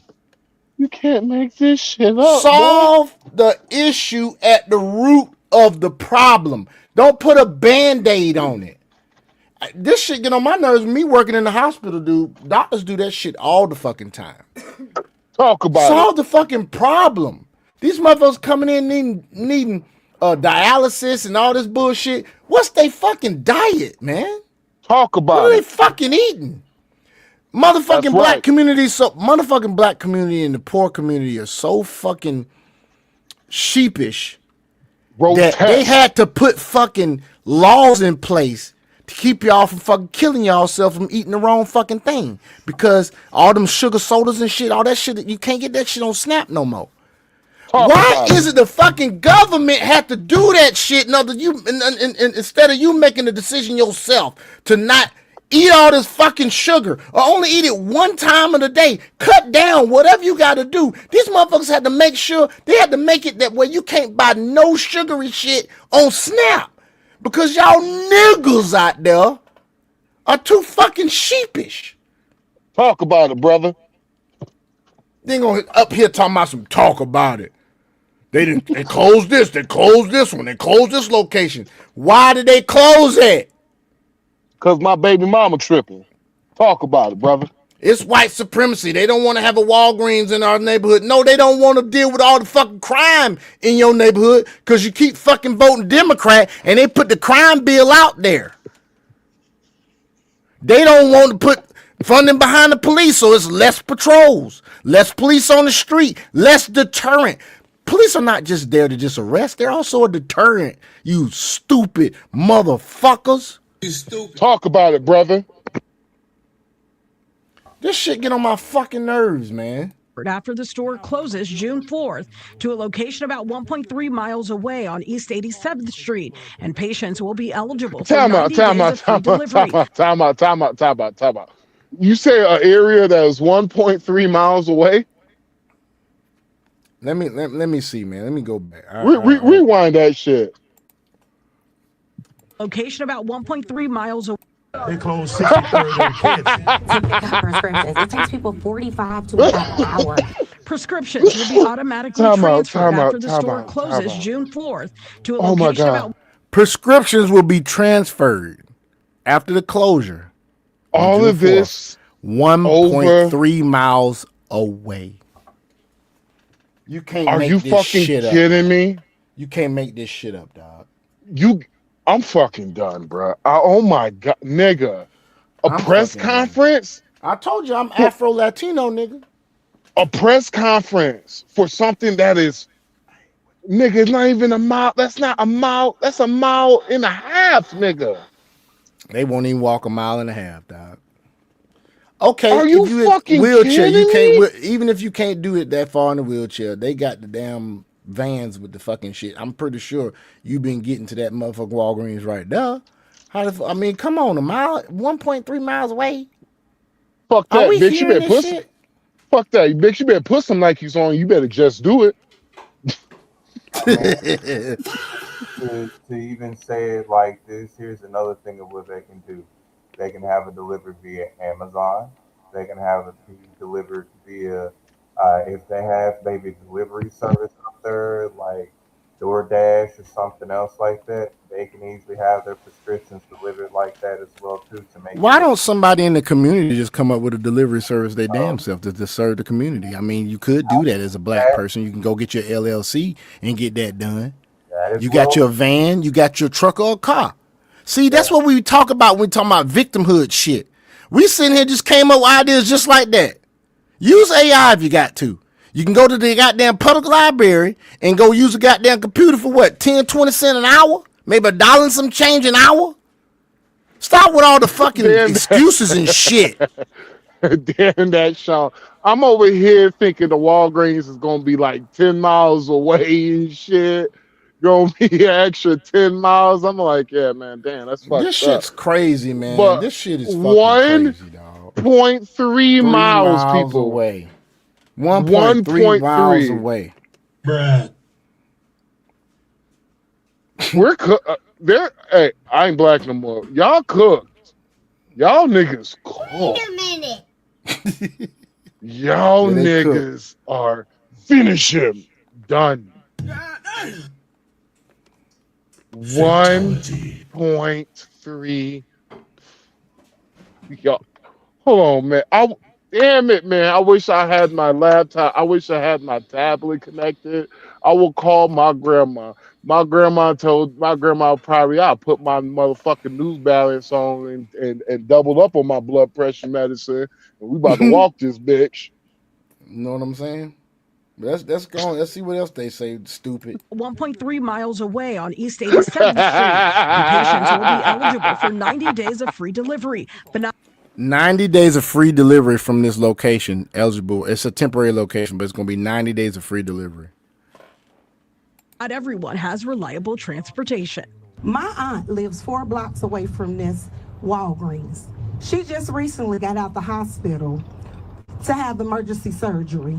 She doesn't have a vehicle. She doesn't have transportation. She doesn't have a way to get to the... Hold on, bitch. Ain't she your aunt?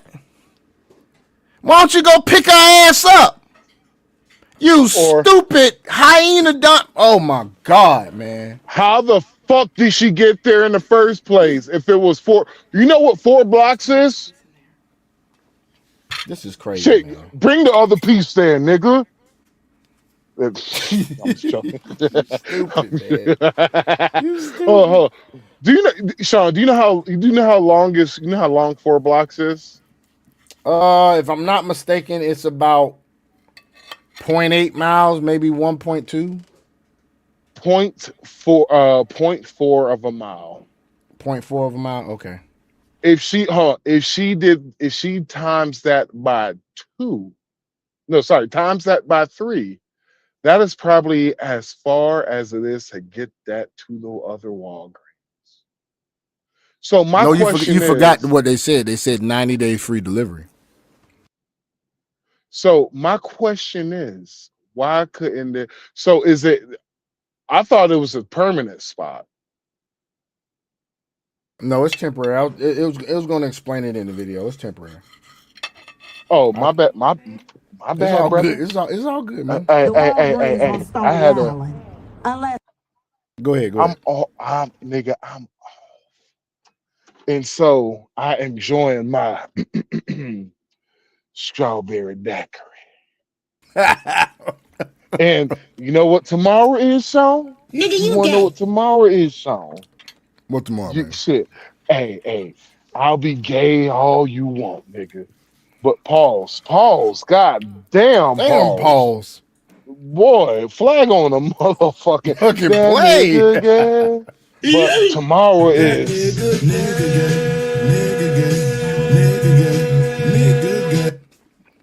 Malibu Day. What? Malibu, nigga. Boy, you stupid.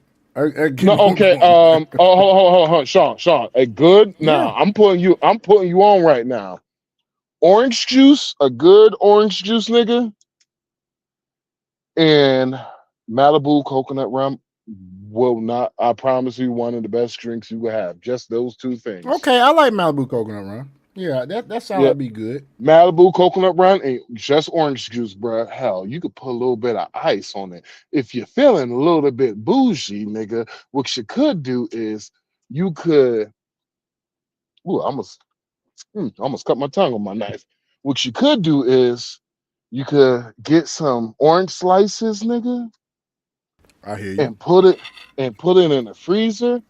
Freeze the motherfucker up, and you don't need ice. Just use the orange pills, nigga. Okay. Or you could do like I'm doing, nigga, cutting up fresh strawberries for my drink, nigga. Nigga, you gay. Hey. Hold on, what them gay niggas used to say? I said, hey, hold up, wait a minute. What them gay niggas say? Hey, how you know you might not like it? Hey, if you never tried it, how can you judge it if you never tried it, nigga? Nigga, you stupid. Let's continue on, man. Yes, I take off of work because her only child, lives in Michigan. So this place isn't just a store on this corner. For some, the impact is personal and immediate. I have a 76-and-a-half-year-old mother that had a lung transplant, and the medications that she take compromises her immune system, so she can't be around people. I'm gonna say, man, how much y'all want, bro? Medicine that my mother takes every single day for the rest of her life. Every pill bottle in here has a Walgreens cap on it. A lost resident say goes beyond convenience. You know, I feel for him in his situation, but here's the thing: they still keep looking over. They're closing for safety reasons.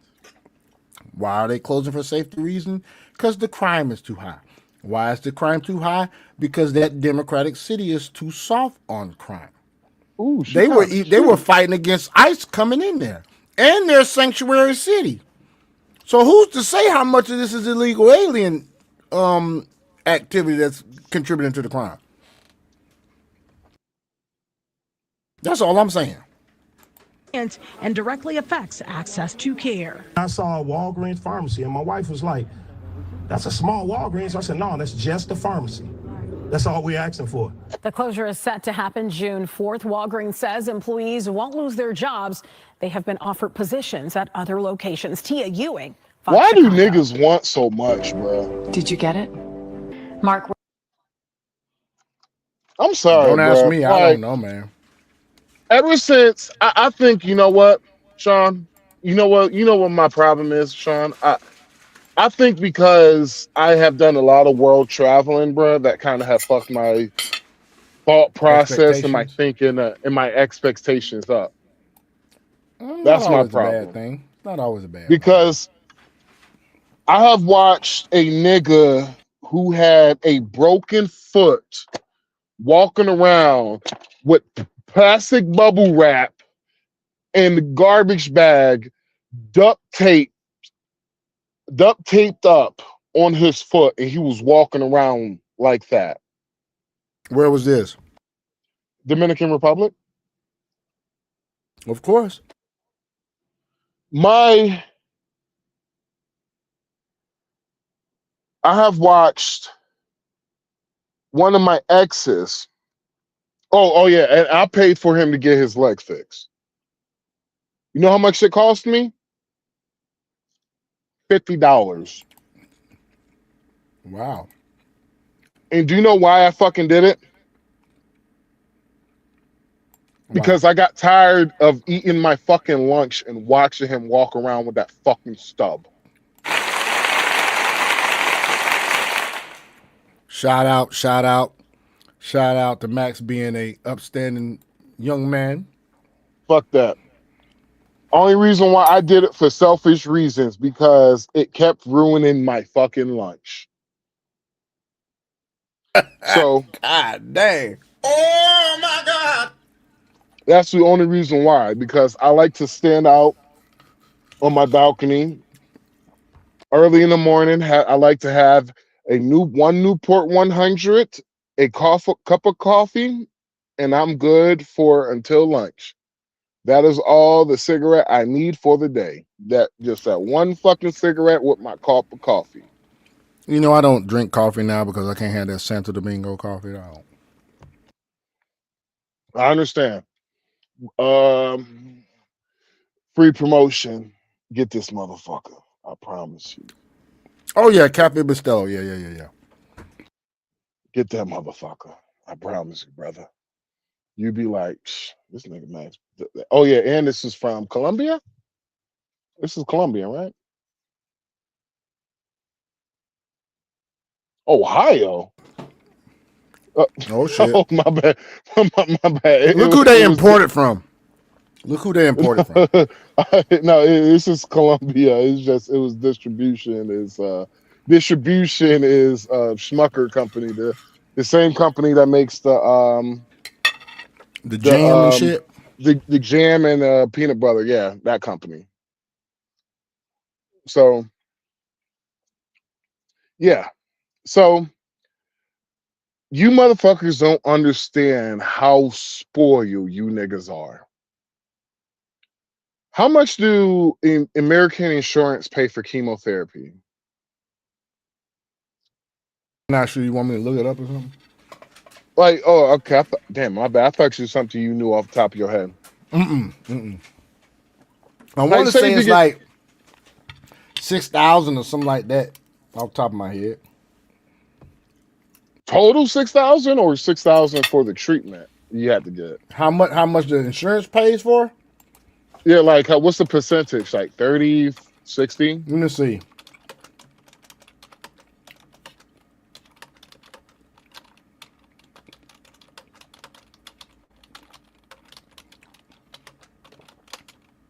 Covered by medical insurance.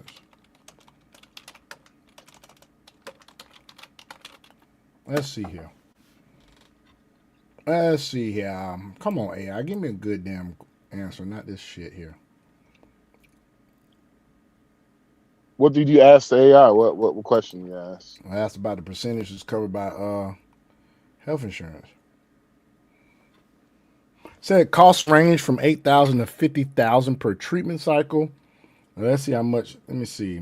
Most health insurance plans cover chemotherapy treatments, but patients typically face deductibles, co-payments, and co-insurance.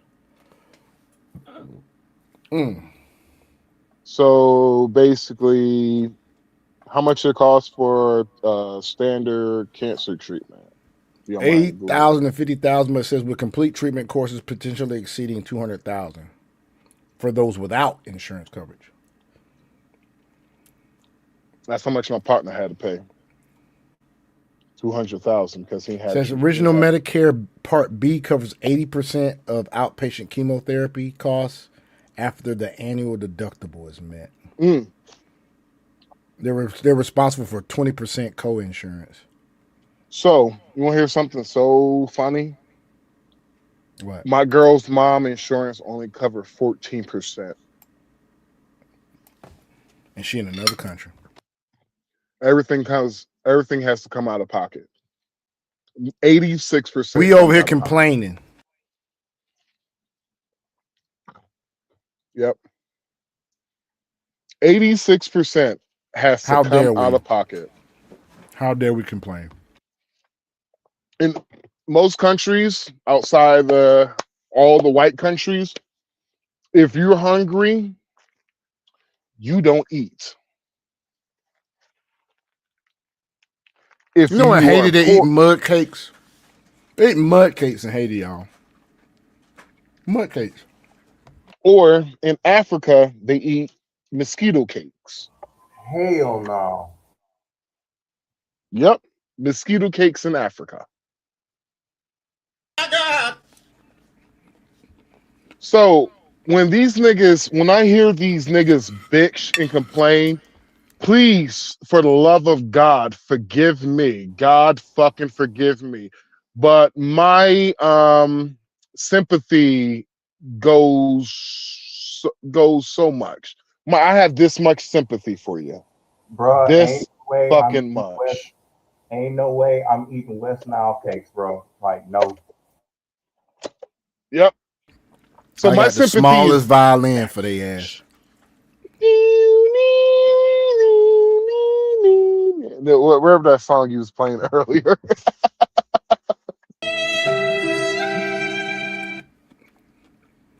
Yeah. Oh, you must not have the whole shit.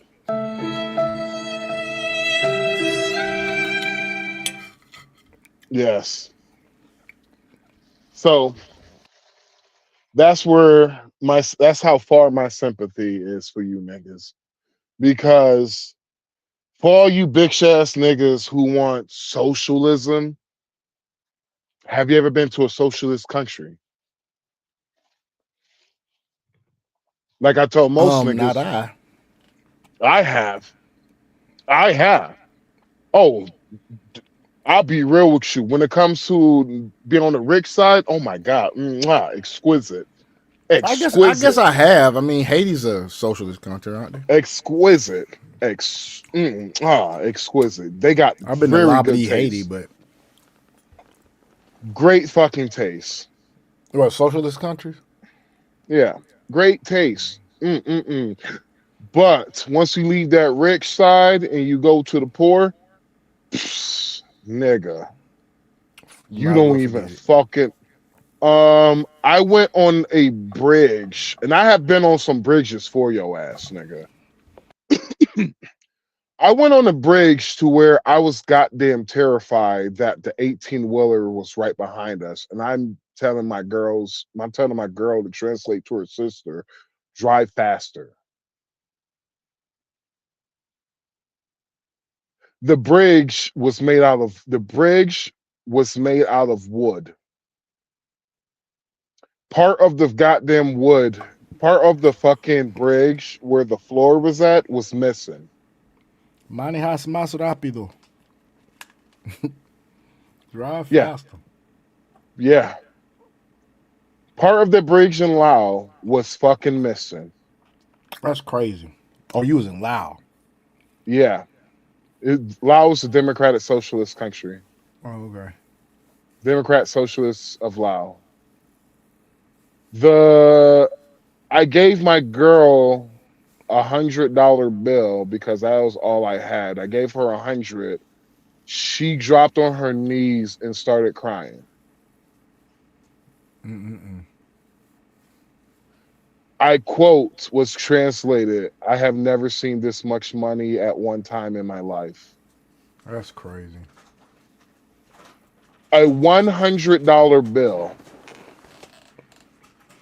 When it came to her exchanging that out, the foreign exchange, the currency exchange had to write her an IOU because they ran out of fucking money. For $100 bill? Yes. It was funny because I said the same thing. I was just like, God damn. They ran out of fucking money when yeah. That's She crazy, told man. me, my girl told me, thank you. Thank you. Her kids are going to be able to eat for the whole entire year now without starving. I was like, God damn, 100? Shit. When she was grateful, unlike some of these chicks over here. The town, their water system broke. So I asked them, I was like, well, how much it cost to pay? How much it cost to pay for it? It was like, it's going to cost $500. I was just like, tell the guy I pay for it. They threw me a party. The community threw me a party. That's the reason why whenever I go to, if next time I ever go back to Laos, where I'm a celebrity. I'm literally a celebrity in Laos. People literally run up to me and take pictures with me. That is crazy, man. The part of Loud I was at, like I was literally taking pictures with people all day. They called me the Great Black Man. God, dog. Yeah. I might have to do some of that shit, man. Help some communities, man. So my sympathy with you niggas. Small.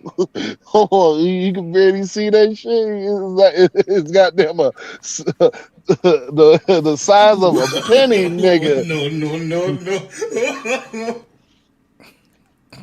You niggas could eat shit. You think I can't? You niggas can eat shit if you think I give a fuck about y'all not walking an extra hold on, my bad, an extra 0.9 of a mile if y'all niggas was walking. How the fuck y'all, nigga, 1.3 of a mile, nigga. That's a $2 bus ride. I know, right? Oh, I Round mean, damn, trip, they can't ride the bus? You privileged crazy, motherfuckers. Man. Privilege as hell, man. All right, let's see what else is going on, man. Hold on, Sean. Is that beyond privilege, bro? It's spoiled. It's spoiled as shit, is what it is. That shit's crazy, man. Let's see what they're saying here, man. Giving their party a better chance to win every congressional seat in November.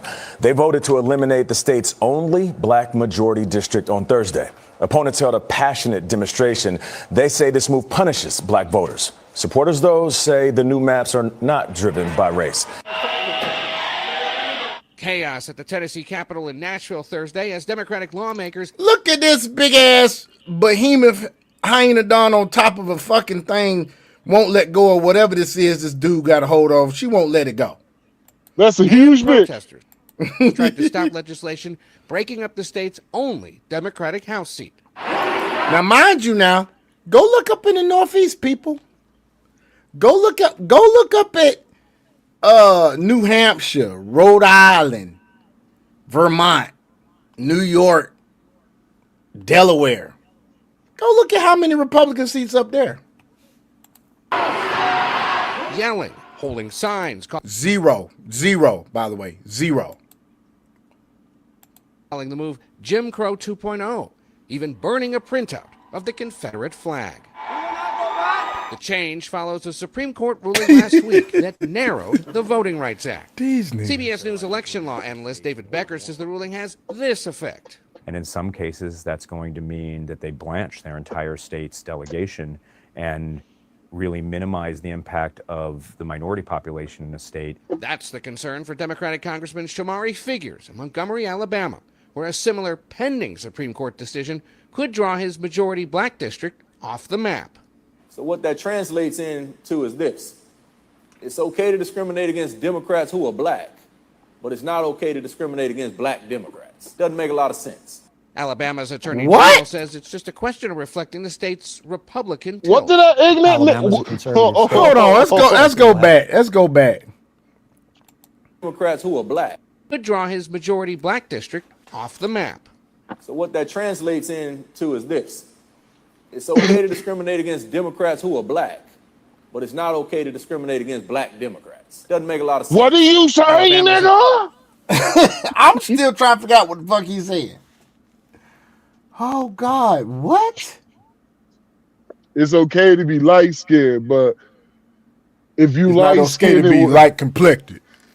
But it basically what he said is, it's okay to be light-skinned, but if you light-skinned and got a white wife, it's not okay. Like, nigga, what? This dude did that. Hey, word salad must be the call to action now for the damn Democratic Party. Because that was a whole lot of word salad. I'm a pretty intelligent person. I got over 100 and some IQ. However, I don't know what the fuck he meant by that shit. Let's listen to it one more time. Just one more time. Pending Supreme Court decision could draw his and there's captions off the map.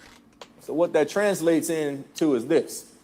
It's okay to discriminate against Democrats who are black, but it's not okay to discriminate against black Democrats. Doesn't make a lot of sense.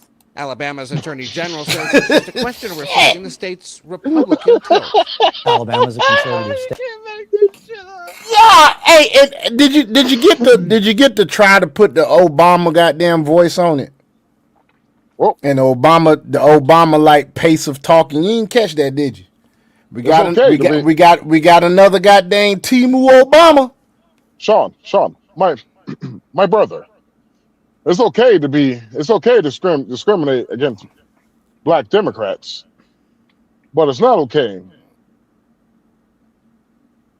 to discriminate against Democrats that are black.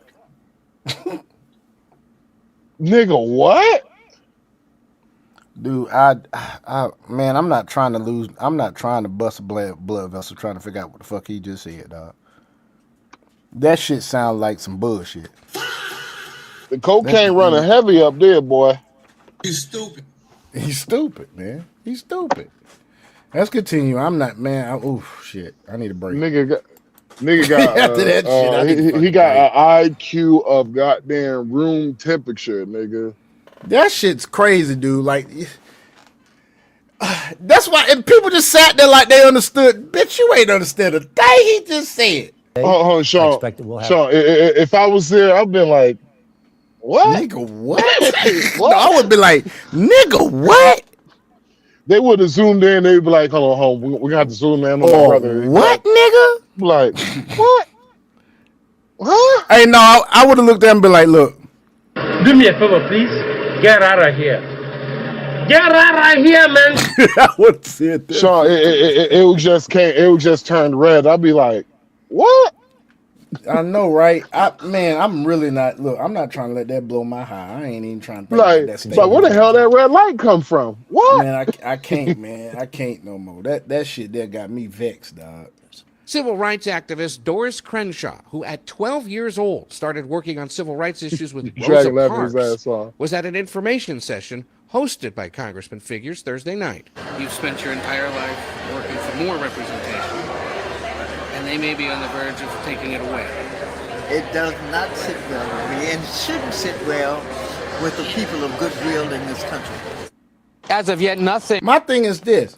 Who says that a black person got to represent a black person? We talking about politics. We ain't talking about social issues. We talking about politics. Voting and stuff. Who says that a black person has to represent a black person or a white person has to represent a white person? Or, vice versa throughout the whole demographics of America. Why you can't have a white man represent you? Why you can't have a Hispanic man or Hispanic woman? Why does it matter what race they are if they're representing you? If your own fucking race is destroying itself. Well, obviously it ain't fucking working. This is the Republican way of forcing people to make better decisions. Yeah, I see that. This is like because they're gonna gerrymander these districts, but the Republicans still have to win. Yeah, they still got to win. You still got the choice of who you want to vote for. You still can choose a Democratic ballot, a nonpartisan ballot, or a Republican ballot. But you know what black folks say?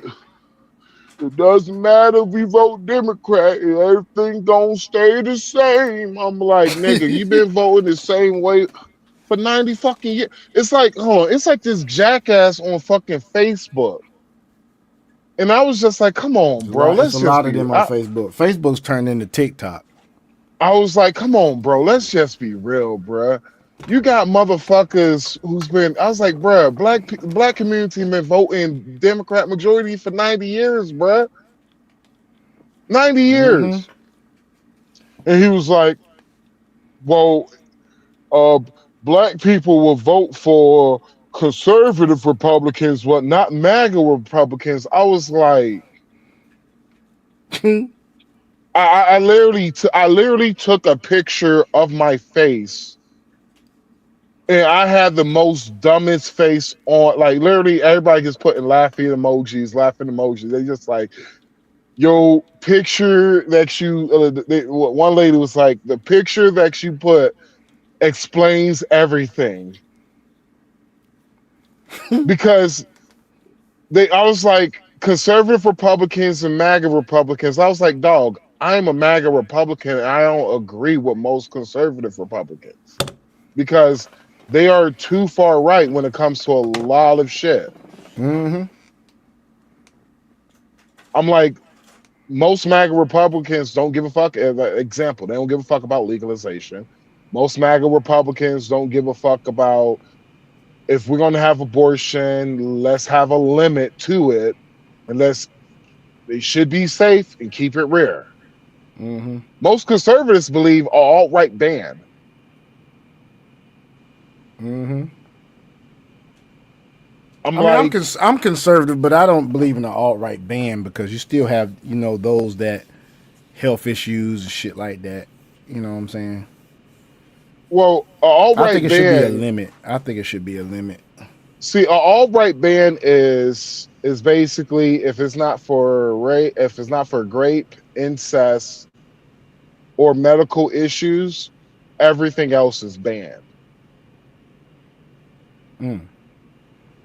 Well, that's me, man. That's conservative. Now, for me, I'm conservative.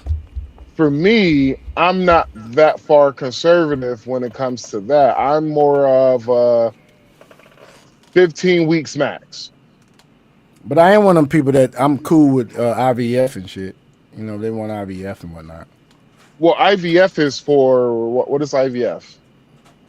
It's in vitro fertilization. What is I'm that? cool. I'm cool with taxpayer money paying for that. Well, they take an egg. They take an egg. They take the sperm and they do it in the lab, and then they put it back in the woman, whether or not, or they put it back either in the mom or they put it back in a surrogate.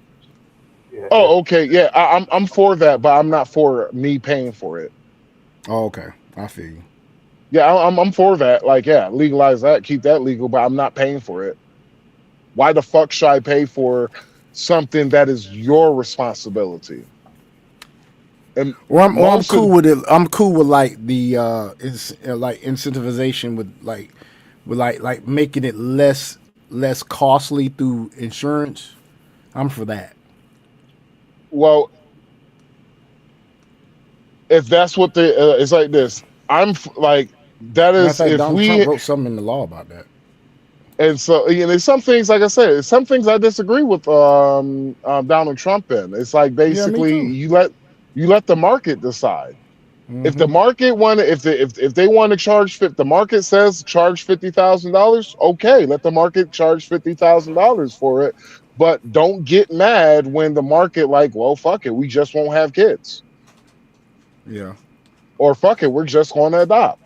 And this technology that you have to help people out is going to go extinct one day because of the fact that nobody's paying for it. I think some of these single mothers also should be educated more on adoption. For the ones that want to do abortion, I think they need to educate them more on adoption. The the options and whatnot, or incentivize it. Because it's a lot of couples out there that can't have children. They want children. Who covers the when it comes to orphanage? Do you know who funds it most of the time? It's probably freaking taxpayer money. Taxpayer, and I'm not for that. I'm for if you have a child and you don't want to take responsibility of this child, cool. That is cool. You could go to prison. You should go to prison, in my opinion. Damn. That's how I feel. Yeah, that's how I feel. I had to deal with the orphanage and all that shit. If you can't do the mere responsibility of fucking pulling out or putting a fucking condom on, you have a child, you don't want to take responsibility, okay, cool. You got to serve 2 years extra in prison then. Actually, that's a good idea. Fuck it, make it 5 and watch how society start changing when it comes to orphanage. This pussy nigga, why the fuck would you park like that? We almost done with in this, man. Alabama has changed. The Supreme Court could issue a ruling allowing the state to redraw its map as early as today. Now that Tennessee has acted, 9 Republican and Democratic-controlled states across the country have redrawn their maps. 3 more here in the Deep South may do so ahead of November's elections. Tennessee. Huge loss for Democrats right now in the pre-midterm election. Jake Tapper puss ass. Redistricting wars going on. So the Virginia Supreme Court just struck down the new congressional map in the Commonwealth of Virginia. Because it was racist. Yeah, which had taken a 6-5 Democrat to Republican majority in terms of the House seats in Virginia. And the Democratic governor and others changed it, put it before the voters to make it a 10-1. Now, how's that fair, people? 6-5 in favor of the Democrats. And then you want to go to a 10-1. And it's drawn on racial lines. How is that fair? Now, some of these other Republican states have that basically take away almost dang near all Democratic representation. It's in a Republican state. And it's drawn off census info, not on race, on population. That don't mean you can't vote Democratic. They could probably still turn some districts Democratic. It's just that because of how it is now, that's how it looks. You still got your right to vote. You still can vote for who you want. Pussy ass was going to say. I'm about to play. I want to hear the rest of his pussy ass. I'm about to cook this nigga. Democratic majority. The Virginia Supreme Court just ruled, nope, you got to go back to the original 6-5. The way you did this violated the procedures as outlined in the Virginia Constitution. It's basically, I don't want to get too technical here, but it has to do with there needs to be an election of the House of Delegates in between before you do such a thing. So what does this mean? Bigger term, bigger picture? It means that right now, Republicans have an advantage in the redistricting wars part of the midterms. You might remember President Trump seeing the midterm elections coming. Usually midterm elections go poorly for the party in power. He leaned on Texas to redistrict mid-decade, which is what's unusual about all this happening in the middle of the decade instead of at the end of the decade. And Texas redistricted to give basically, they hope, the Republicans hope, a 5-seat advantage, 4 to 5 seat advantage for Republicans representing the House there. Then California, Gavin Newsom, the Democrats, they did something similar. And then it just set off this whole arms race of different states trying to redistrict mid-decade. Right now, we think it's still shaken out because of the U.S. Supreme Court ruling that struck down part of the Voting Rights Act. It's still shaking out. We do think it will be anywhere from a +1 to +11 Republican advantage just in terms of the redistricting. That doesn't mean Democrats aren't going to recapture the House. But Republicans right now have the advantage on this part of it. The midterms still traditionally go to the party out of power. That said, Virginia Democrats were just handed a big defeat by the Virginia Supreme Court. Interesting. Here go that chick you was talking about, dude. But go ahead. So, I know you want to talk about Jake. Go ahead. So, I appreciate it. I appreciate Jake Tapper not doing most of the bullshit that that Democrats usually do. So, I give him credit for that. Mm-hmm. So, for all the people who don't know, what's supposed to happen is before the Democrats, this is just, I'm trying to remember, but before the whole redistricting shit for Virginia, what's supposed to happen is the governor is supposed to pass a law. Then once they pass a law, then it goes to their, basically their quote unquote house. Then it's supposed to pass their house. Then once they pass the house, then their voters supposed to vote on it. It's a 3-step process for all of that. But the problem is what Virginia did, they skipped all of that and just went straight towards the voters on it. Mm-hmm. And this is in your constitution. You should know this. That you this is the reason why that when it comes to Virginia, why I say they literally probably elected one of the worst governors, and she's going to probably have one of the lowest ratings as a governor, lower than any governor. Well, currently, right now, her rating is lower than any governor in their history at this moment. Well, you know, they voted for her. That's what they wanted.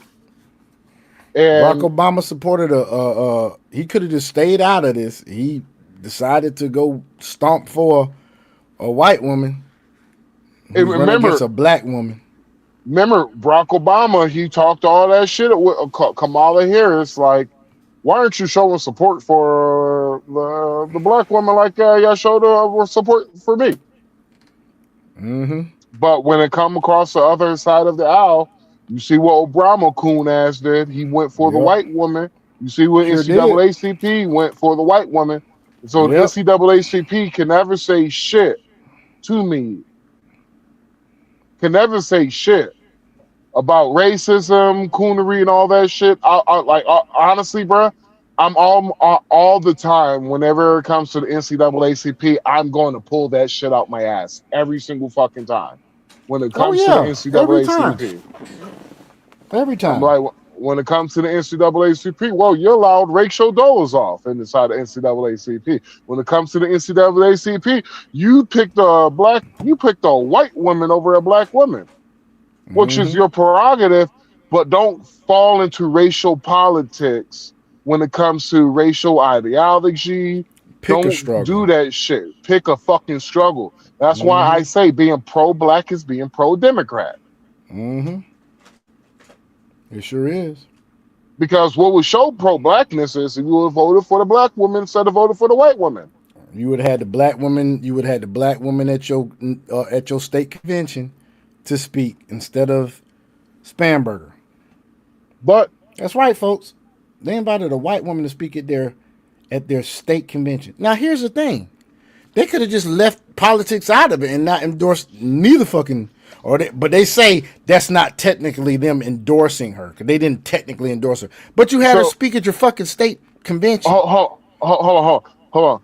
The convention where they usually endorse a politician, they did not endorse. Fuck out of here, bro. Exactly. And this is the reason why when you bitch ass Democrat, pussy ass, hoe ass niggas always trying to call a nigga a coon and shit, I'm like, bruh, save that shit to a motherfucker who cares, bruh, because what I would do with I wish all of your tears was toilet paper so I could wipe my ass with it every single time I use the bathroom. Fuck y'all.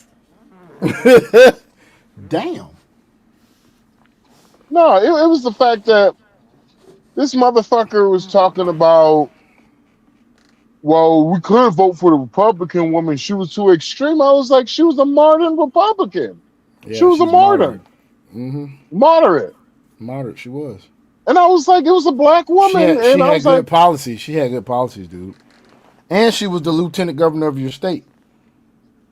And she had a great military background. Not only she had a great military background, but since y'all love this shit so much, she was a black woman married to a black man with black kids. Mm-hmm. And black grandbabies. But you know what? If I was in Capitol Hill right now, I'd be trying to find a way. Let's get her to run for something. Let's really see if these black people gonna really, like, if you put her as running for the president of the United States. Now, she wouldn't do it this time because you got J.D. Vance, you got Marco Rubio. she doesn't have a record. That's why. Yeah, she didn't have a record. She can't just. It's the Republicans is not like the Democrats. They're not going to have somebody who's a failure. They're not going to play the race card either like that. Absolutely, because the Republicans, their model is basically we care about you off your merits, not off your what you look like. You gotta have the fucking merits to get up there. See, if it was the Republicans back in the early 2000s, I would have been like, yeah. Because on my opinion, the Republicans back in the early 2000s, they was kind of like don't know. There was. I wasn't a fan of the early 2000 Republicans Me or the neither. 90s Republicans. Me neither. Me neither, But man. You gotta the realize though, new, Donald Trump has like reshaped the whole fucking party. Not that it yeah, was in a very bad direction or anything, and I'm not talking about reshaped it when it comes to social issues like racism and all the other good stuff. I'm not saying that he reshaped it like that. I'm just saying when it comes to their want to like they're a little bit more action. They take a little bit more action now, even though they still ain't taking enough. If that makes sense. Like they're a little bit more bolder in their stances on things. They have a little bit more background and backbone than they used to have, because they didn't used to have no backbone at all. Hell, the Democrats really didn't have no backbone back in the '90s and shit. When Bush was elected, when they yeah. won that damn election, the Democrats were some old weak ass motherfuckers when they come to doing shit. So Now they're more desperate. They'll do anything now. so what happened is whenever what happened is around in Obama's second term, the Democrats started falling into identity politics. Mm-hmm. Then they started doing a whole Trump derangement media and Mm-hmm. shit. And so what Mm-hmm. happened is a lot of those Democrats lost their seats to progressives. And then once the progressives started winning, then they took the mask off. And that's when you start seeing Marxists, communists, and socialists in the Democratic Party. Then once Joe Biden beat Trump, that's when it was complete mask off. Complete mask off. Because let's just be real, the Democrat Party is a the Democrat Party is a socialist Marxist party. Yep. There already exists a Democratic Socialist Party of America. It's already out there. Mondami is actually registered as that. That's his party. He just ran under the Democratic flag, but he's a Democratic Socialist. And he is going through some shit in New York too. He going through some shit. As a person who goes to New York often, it's going to be a hellhole next year. Yeah, they already talk like he's already like why would you make a goddamn commercial singling out a very successful business that adds economy to your fucking city? Now the dude is moving his shit to Florida. No. He already moved his shit to Florida. Mm-hmm. But he's completely rethinking about doing a complete move. Yeah, his partners. He's been talking to his partners and some other people to move. Yeah. He sure and has. So they ain't gonna come out straight off of it. What they're using it as a negotiation tactic. Mm-hmm. Doing what Donald Trump did with some shit like leaving NATO is a tactic by Donald Trump to try to get what he wants out of NATO. He's still willing. He's still willing to fucking leave anyway because we were the police. No, we were. Go ahead. We're leaving NATO. We're leaving NATO. Of course. It's just if the Republicans win the House and the Senate, they look like they're going to win the House. But if they win the House and the Senate, we're pulling out NATO. We're going to end the filibuster and we're pulling out of NATO. I think, and because they couldn't get the SAVE Act to pass, if they win the House, or I think they're going to just win a majority in the House. I don't think they're going to lose the House. But if they lose the Senate, if they win the Senate, they're going to pass that Save America Act. They're going to pass that shit. I don't understand why we haven't done it. They just don't want to end the filibuster. That's all. It's just that's all that shit is, dude. They're like. And that's the reason why did you think all of these rhinos literally lost their they're going to bring that shit back. Once them jokers get in office, they're going to bring that Save America shit back. Yeah, they like all those rhinos literally have lost their fucking congressional seats. Yeah, all the rhinos lost. They sure did. Indiana, they took a Well, butt my whooping. bad, but I think it was Trump with Indiana was 5 out of 7. Mm-hmm. Still not bad for a president. That is Still actually not bad at all. that is actually pretty fucking good for a You know he president. gained 2 points with Black Americans. Huh? He gained 2 points. Mm-hmm. It was down like I have no faith 14%. Now it's at plus 16. I have no faith in black people Me neither, at but all. it is what it is. It was 23% before the election with Donald Trump. They're saying that black people now. No. What I should have said is not Donald Trump, but Republican Party. Like there's been a 4 million voter swing to the Republican, like registration. 4 million swing to the Republican Party. What, for just black people or for people in general? It can't be because black people don't vote that much. You're talking about at least 30%. Well, I'm just letting you know that's what I saw on the news, dude. Now, if it's 30%, I will be applauding and I will be surprised. But black folks, remember what I said last election with Donald Trump? I have no faith in black people. Mm-hmm. I literally said that. I don't have faith in black people to change their mind and to change how they're going to vote. And they proved me right again. 92% for black women, 87% with black men. I'm gonna tell you like this, dude. I truly believe, because I read the Bible and what it says about black people in Deuteronomy 28. I truly believe we will continue to be the meek. We will continue to be the bottom of the barrel as a whole race until the end of time, until Jesus come back. Because it's going to take him in order to save us, because we ain't finna save ourselves. Shit, by the time Jesus come back, I feel black people going to be extinct. That could be that could happen too. That could happen too. I'm sorry. Hey, to all the people who think I'm cool for saying what I said, I'm sorry, bro. I apologize. But We you headed that way. You niggas have brought it onto yourself. Jesus In America, will come back. not Africa, but in America, we headed that way. We not replacing our population. Our women are unaliving babies at the highest rate. I mean, let's be real. Jesus will come back Black before on you black niggas crime, get it together. Incarceration. They can't impregnate no women in jail, can they? Well, yeah, if you visit them, they can. Conjugal visit, yeah, I guess. Yeah. Jesus will be back before black people ever get it together, Sean. Let's move on, because we got to go to crypto. Let's move on. Situation in Virginia with the FBI searching the offices of a key Democratic official involved in the so-called redistricting wars. NBC News learned that the feds are at the Portsmouth office and business of the top Democrat in the Virginia State Senate, L. Louise Lucas. You're seeing that search right here.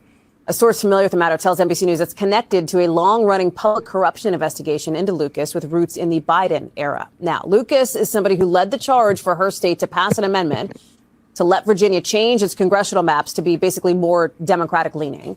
And that's happening as Republicans ramp up their own redistricting fight. Like in Tennessee, the GOP there has unveiled a new map that would wipe out the state's lone Democratic seat. Republicans in South Carolina have taken some new steps to do the same.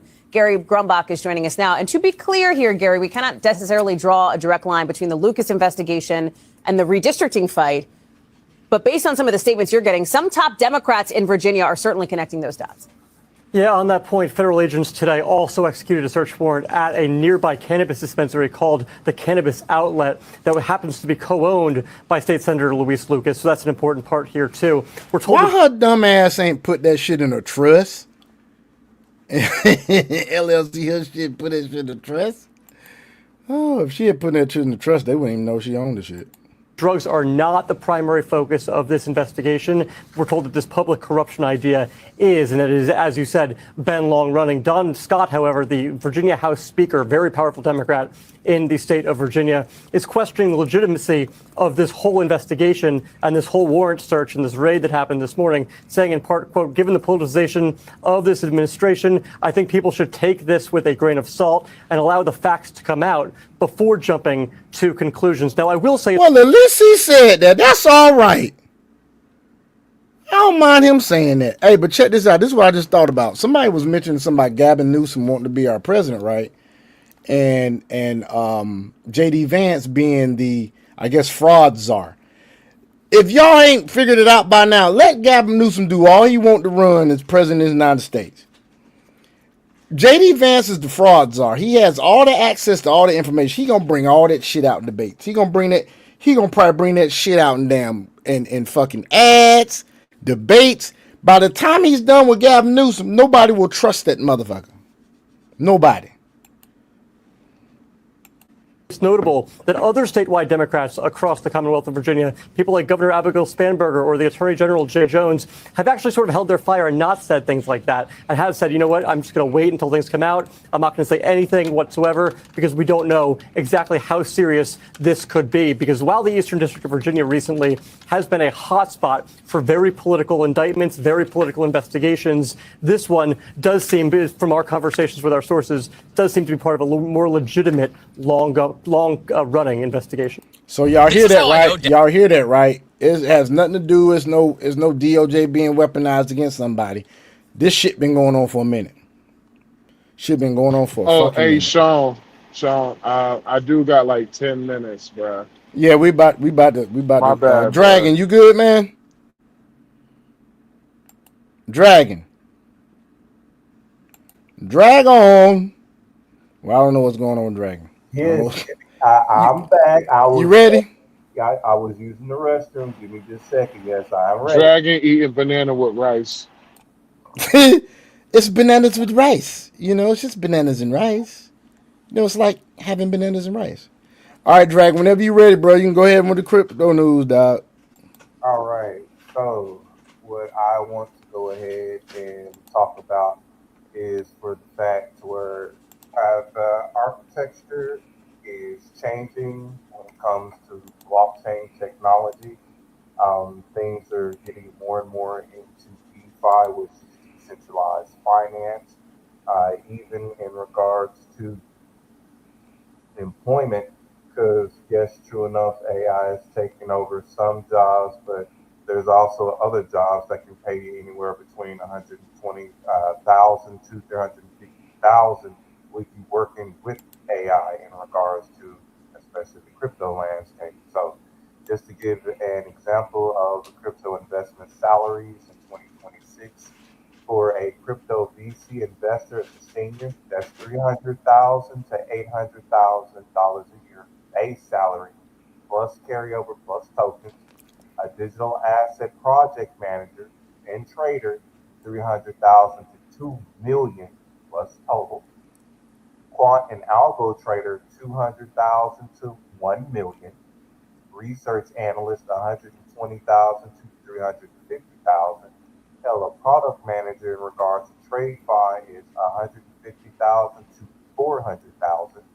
Blockchain developer is $150,000 to $500,000 plus total commission plus the tokens of which you would get on the corresponding chain. And then for compliance or regulatory, that's $120,000 to $350,000 a year. So with respect to that, things are getting, like I said, more diverse in regards to the crypto landscape. And in your free time, I say make sure that you have this knowledge and understanding because things are ramping up for you.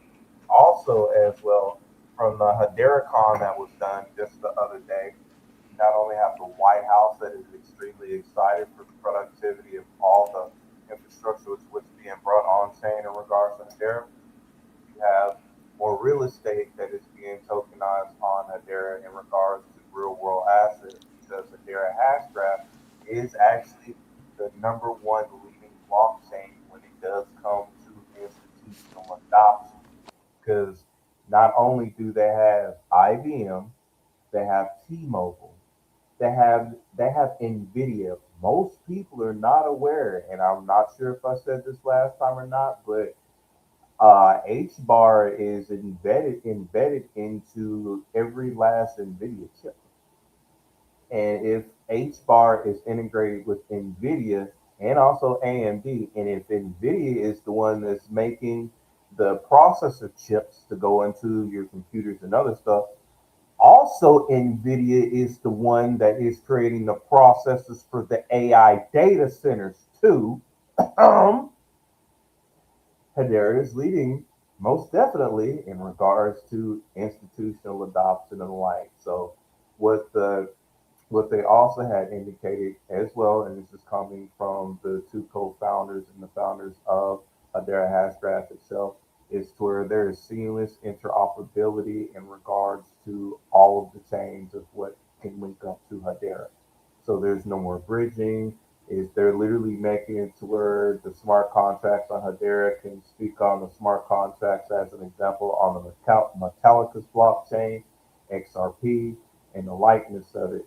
Also, Red Swan, which is a major real estate company, has actually tokenized over $2.5 billion worth of real estate already on the Hedera network. IBM is going to be integrating more of Hedera in regards to its systems for what it utilizes as well too. Plus, most people don't realize and know that Google utilizes the Hedera as well because Google is on the Hedera Council.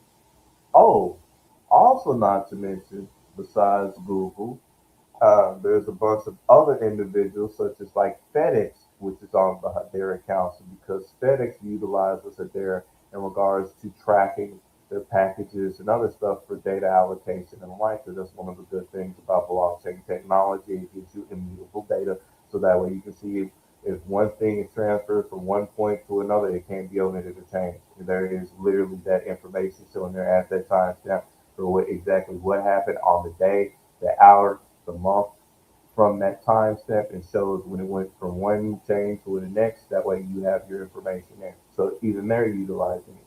So if you have these major institutional companies that are integrating this blockchain technology on the back end in regards to what they have alone, then like I said, you have NVIDIA, who is the largest manufacturer in the world of processors, that has Hedera integrated into the processors themselves. And those same processors are going into the AI data centers that's being built up right now as we speak. Not financial advice, but I see the potential of what's going on with Hedera Hashgraph. Not also to mention that they do pay their developers in USDT0, of course, because that's another thing of what they integrated on there is in regards to your stablecoin payments. Seamless, frictionless, easy from one chain to the next. You can hold your USDC on the Hedera network, so you can hold it into your Hashpack wallet, as an example. But Hedera is one of my number one networks that I do talk about often. I know I talk a lot about XRP and the case usage, but I was speaking more along the lines for XRP of what's happening in the financial landscape and where your money is being changed over to and who is being regulated from a federal standpoint, and where you can invest in that new financial rail system, which everybody's using. And when I say everybody, I mean everybody. Franklin Templeton, Japan, China, Brazil, Venezuela's getting ready to use it, Uruguay. Hell, even Africa is using parts of it. Hell, Kenya is the number one spot besides Nigeria over there in Africa that has been utilizing cryptocurrency because they're ahead in regards to USDC. Also utilizing ROUSD because ROUSD is global. Because remember, before we had the adoption over here in the United States, because the SEC battle that was going on for 4 years, they had ties with the UAE, Japan, Africa, as a whole, and then South America as well too. So all those companies are geared up and ready to go. We're the only ones that's fucking behind. That's why they're clamoring and scrambling now to get this Clarity Act passed. And the new update is they're going to be signing that on the 14th, 2 days after my birthday is when that's going to get passed. You know how happy that I'm going to be in regards to that being passed on my birthday, or at least to get signed so that way it can get over there to the president's desk, because you already know he's going to sign that into office instantaneously. And once that gets signed into office, that's when the institutions are going to get their green light so that way they can start pouring in their millions of dollars of what they want to into these assets and start utilizing these blockchains like how they need to. And then we're really going to see some price movement, even though I'll ever talk about price speculation and the like. But I will say this, by 2027, you're going to see some fucking movement. By 2027, you will definitely see some movement going along that time, because the asset management group, hedge funds, token managers, they all stated, and I mean every last one, that said if they don't already have crypto allocations right now as it is, they will have those allocations no later than December, before January of 2027. So that way by mid 2027, they can go ahead and start offering those crypto services to you. Why do you think JP Morgan, Wells Fargo, and a couple of other companies already have their stable coins? They've already tested their payment mechanism in regards to Ripple system. Because I told y'all beforehand, in which a lot of people don't really know and they're not understanding it, Ripple was the MFer that actually set up the system for these banks and other things to actually build blockchains and create their own shit. Ripple was the one way back when in 2012 that actually started to build up the infrastructure in regards to this shit. It's all in their paperwork, and that's what it was in the background for them. So now when you have the Wells Fargo stablecoin, the JP Morgan stablecoin, the Bank of America stablecoin, in which those are central bank deposit notes, which is like your bank deposits and other stuff. So that is another method in order to utilize, that aspect for finances. I know some people are like, oh, CBDC, this direct bank, that's central currency. Yeah, that's just another avenue of what you can do something inside that bank, but you can also operate outside that bank as well too, because the banks are going to be heavily dependent on their CBDCs. The stable coins is your link to be out of that effort. But that's you and your financial choice and decision of how you're gonna operate. I know how me and my people are going to. But that's all I really have in regards to crypto news. But like, Hedera is really making some moves, and also that marketplace is up right now. That marketplace is all green. Y'all know that I love red though when it comes to the marketplace, because then that allows me to dollar cost average, so that way I can reposition myself. And then usually because of that fear index, people like to go ahead and sell stuff off, which allows me to get some more. But people are feeling really happy right now because everything is up. And I mean, everything is up. Because Hedera was 8 cents the other day, and it's 9 cents, almost 10. Hell, XLM was 15 cents the other day and went up to 17 cents, and then it dropped down to 16 cents. So I would say people need to check their portfolios and a couple other things else. The only one that is particularly down around this time is about Canton Coin, but Canton Coin is actually up technically because it was 14 cents the other day, went up to 16 cents, then dropped down to 15 cents. So you see how the market is retracing itself, it is getting itself ready for this Clarity Act that was getting ready to pass. That's why the markets are moving. That's why they got people distracted on aliens and oil and all this other stuff, but they pass the stuff in the background.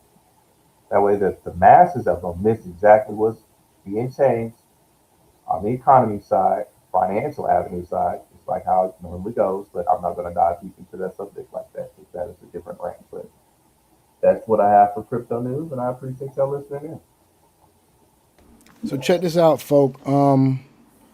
Just did a chat GPT search. Most trusted stablecoin, USDC PYUSD, which is I think that's PayPal's. Fuck using PayPal. Fuck that. No. No, I'm just telling you what I know you're going to have a problem with it. I'm just telling you what chat GPT said. All right. Most used settlement chain, Ethereum. Most used is enterprise blockchains, Hyperledger, Fabric, Corda. Most speculative institutional crypto exposure, Bitcoin plus Ethereum ETFs. This is what I want to highlight. Most used for cross-border banking pilots, and you've heard this from Crypto Dragon, XRP, and Stellar. He's already said that several times. Yep. I mean, you even have Wisdom Tree. And if anybody knows how big Wisdom Tree is, you have Wisdom Tree Prime, remember, that's utilizing Stellar Rails in order to give people tokenized gold, legitimate gold that is backed by an actual vault over there in the UK. On top of that, on Stellar, which is XLM. So one of the largest asset management groups is giving you tokenized gold on the Stellar network. And one of the ways that you're able to get that gold is with USDC.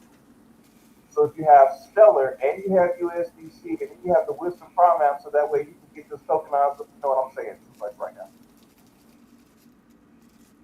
All the shit you be saying, dude, this shit right on ChatGPT, dog. Man. I'm talking about real world assets. It's talking about Ondo.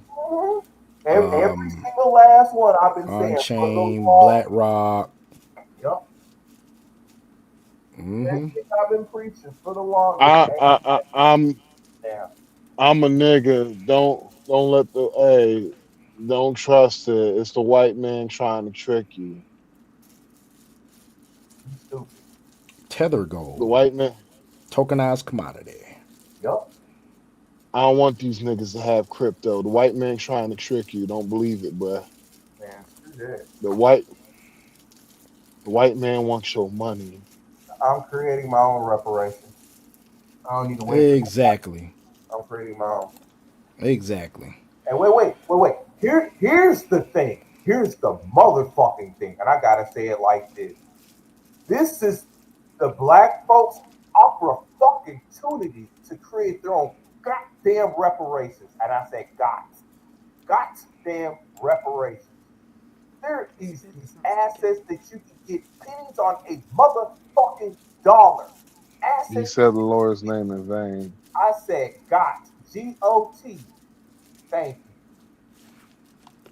you. There is assets for pennies on a dollar and legitimately banked to where you could have took 80 flipping bucks, got over 23K tokens in regards to what's getting ready to happen with payroll on a global scale. That motherfucker set the fucking plumb. So that $80, that 23,000, when it hits $8, and it is going to hit $1, that is absolutely of what's going to happen because this payroll. Somebody is like messing with some type of paper or something. Who's that? Is that you, Max? Go ahead, man. Okay.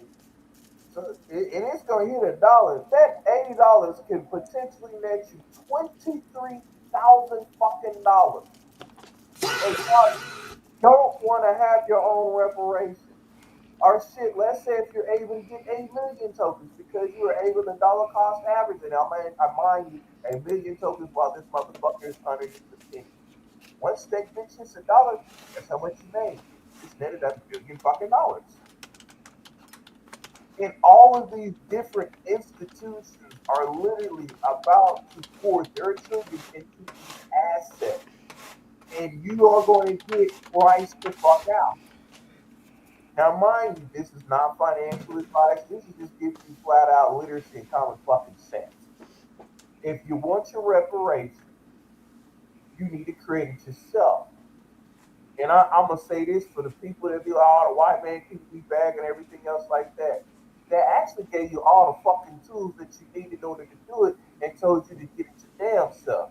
Y'all just too fucking stupid in order to actually want to get it. You got the internet, you got AI, you got several different ways in order to actually get it and make it yourself, and they will actually congratulate you on top of that. So while you sit up here talking all they down and doing this and that, no, they're actually allowing the stupid to be stupid, and they congratulate the ones that was intelligent enough to actually figure shit out. And then you can talk bang language, which is money. So because you're not educating yourself on how you can actually make money and generational money on top of that, they ain't gonna want to deal with you. You're not talking their language. You talking the language of what they're going to ignore with all you trying to hold it back. Because of this and this, the systemic, this ain't. Yes, I have to admit there has been some things systemically, but right now the only thing that's systemically holding your ass back is you, motherfucker. And I'm gonna be honest with you, you are the only thing holding you back. You are the only thing that's keeping you in your financial place. You are the only thing that's keeping you in your emotional place. You are the only thing that's keeping you in your mental place. Everything falls on you. You gotta stop blaming these white men, white women for what is going on in your life when they're actually not doing anything to you.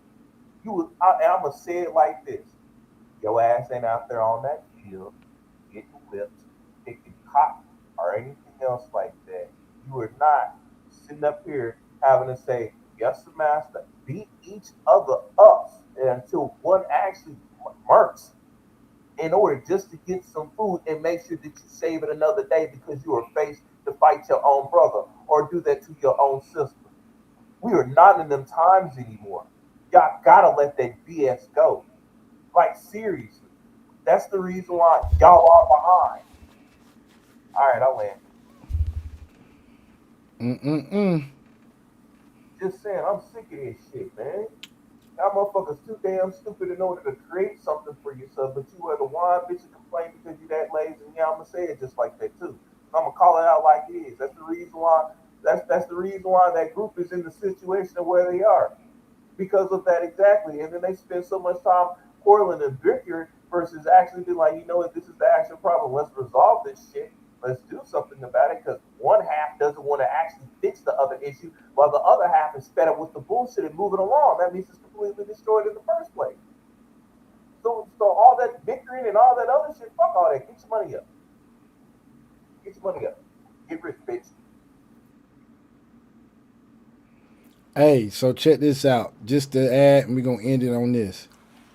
And this is something that you should be doing in 6 to 24 months, probably quicker than that.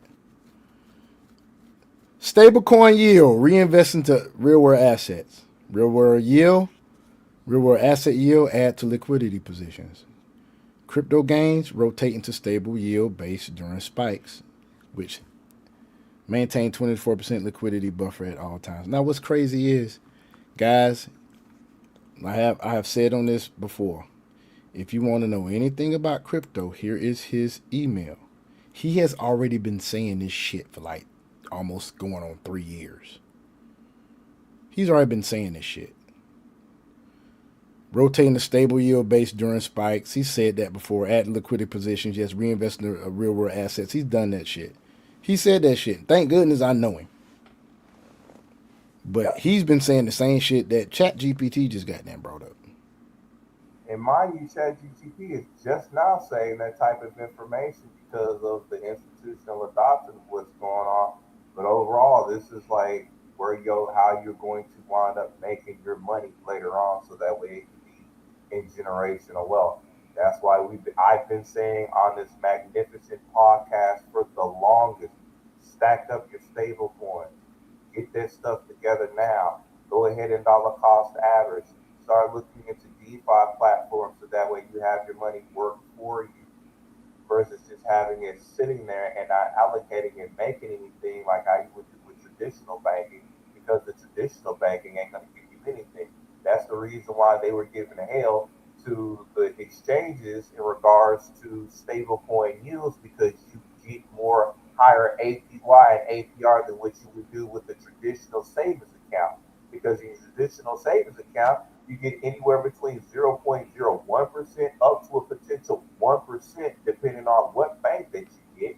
And with an accredited credit union, you can get up to 6% APR or APY, but that's with a minimum of $1,500 deposit with the 3 to 6 month maturation rate. So after 3 to 6 months, that's when you start accruing. Versus where in DeFi, you can get an automatic anywhere between 5.8 up to 10%, maybe 8% APY and or APR, depending on the platform and depending on what their lockup time method is, the rate for what it takes for unbonding and other stuff. You can instantaneously start making liquidity now. Just as an example, on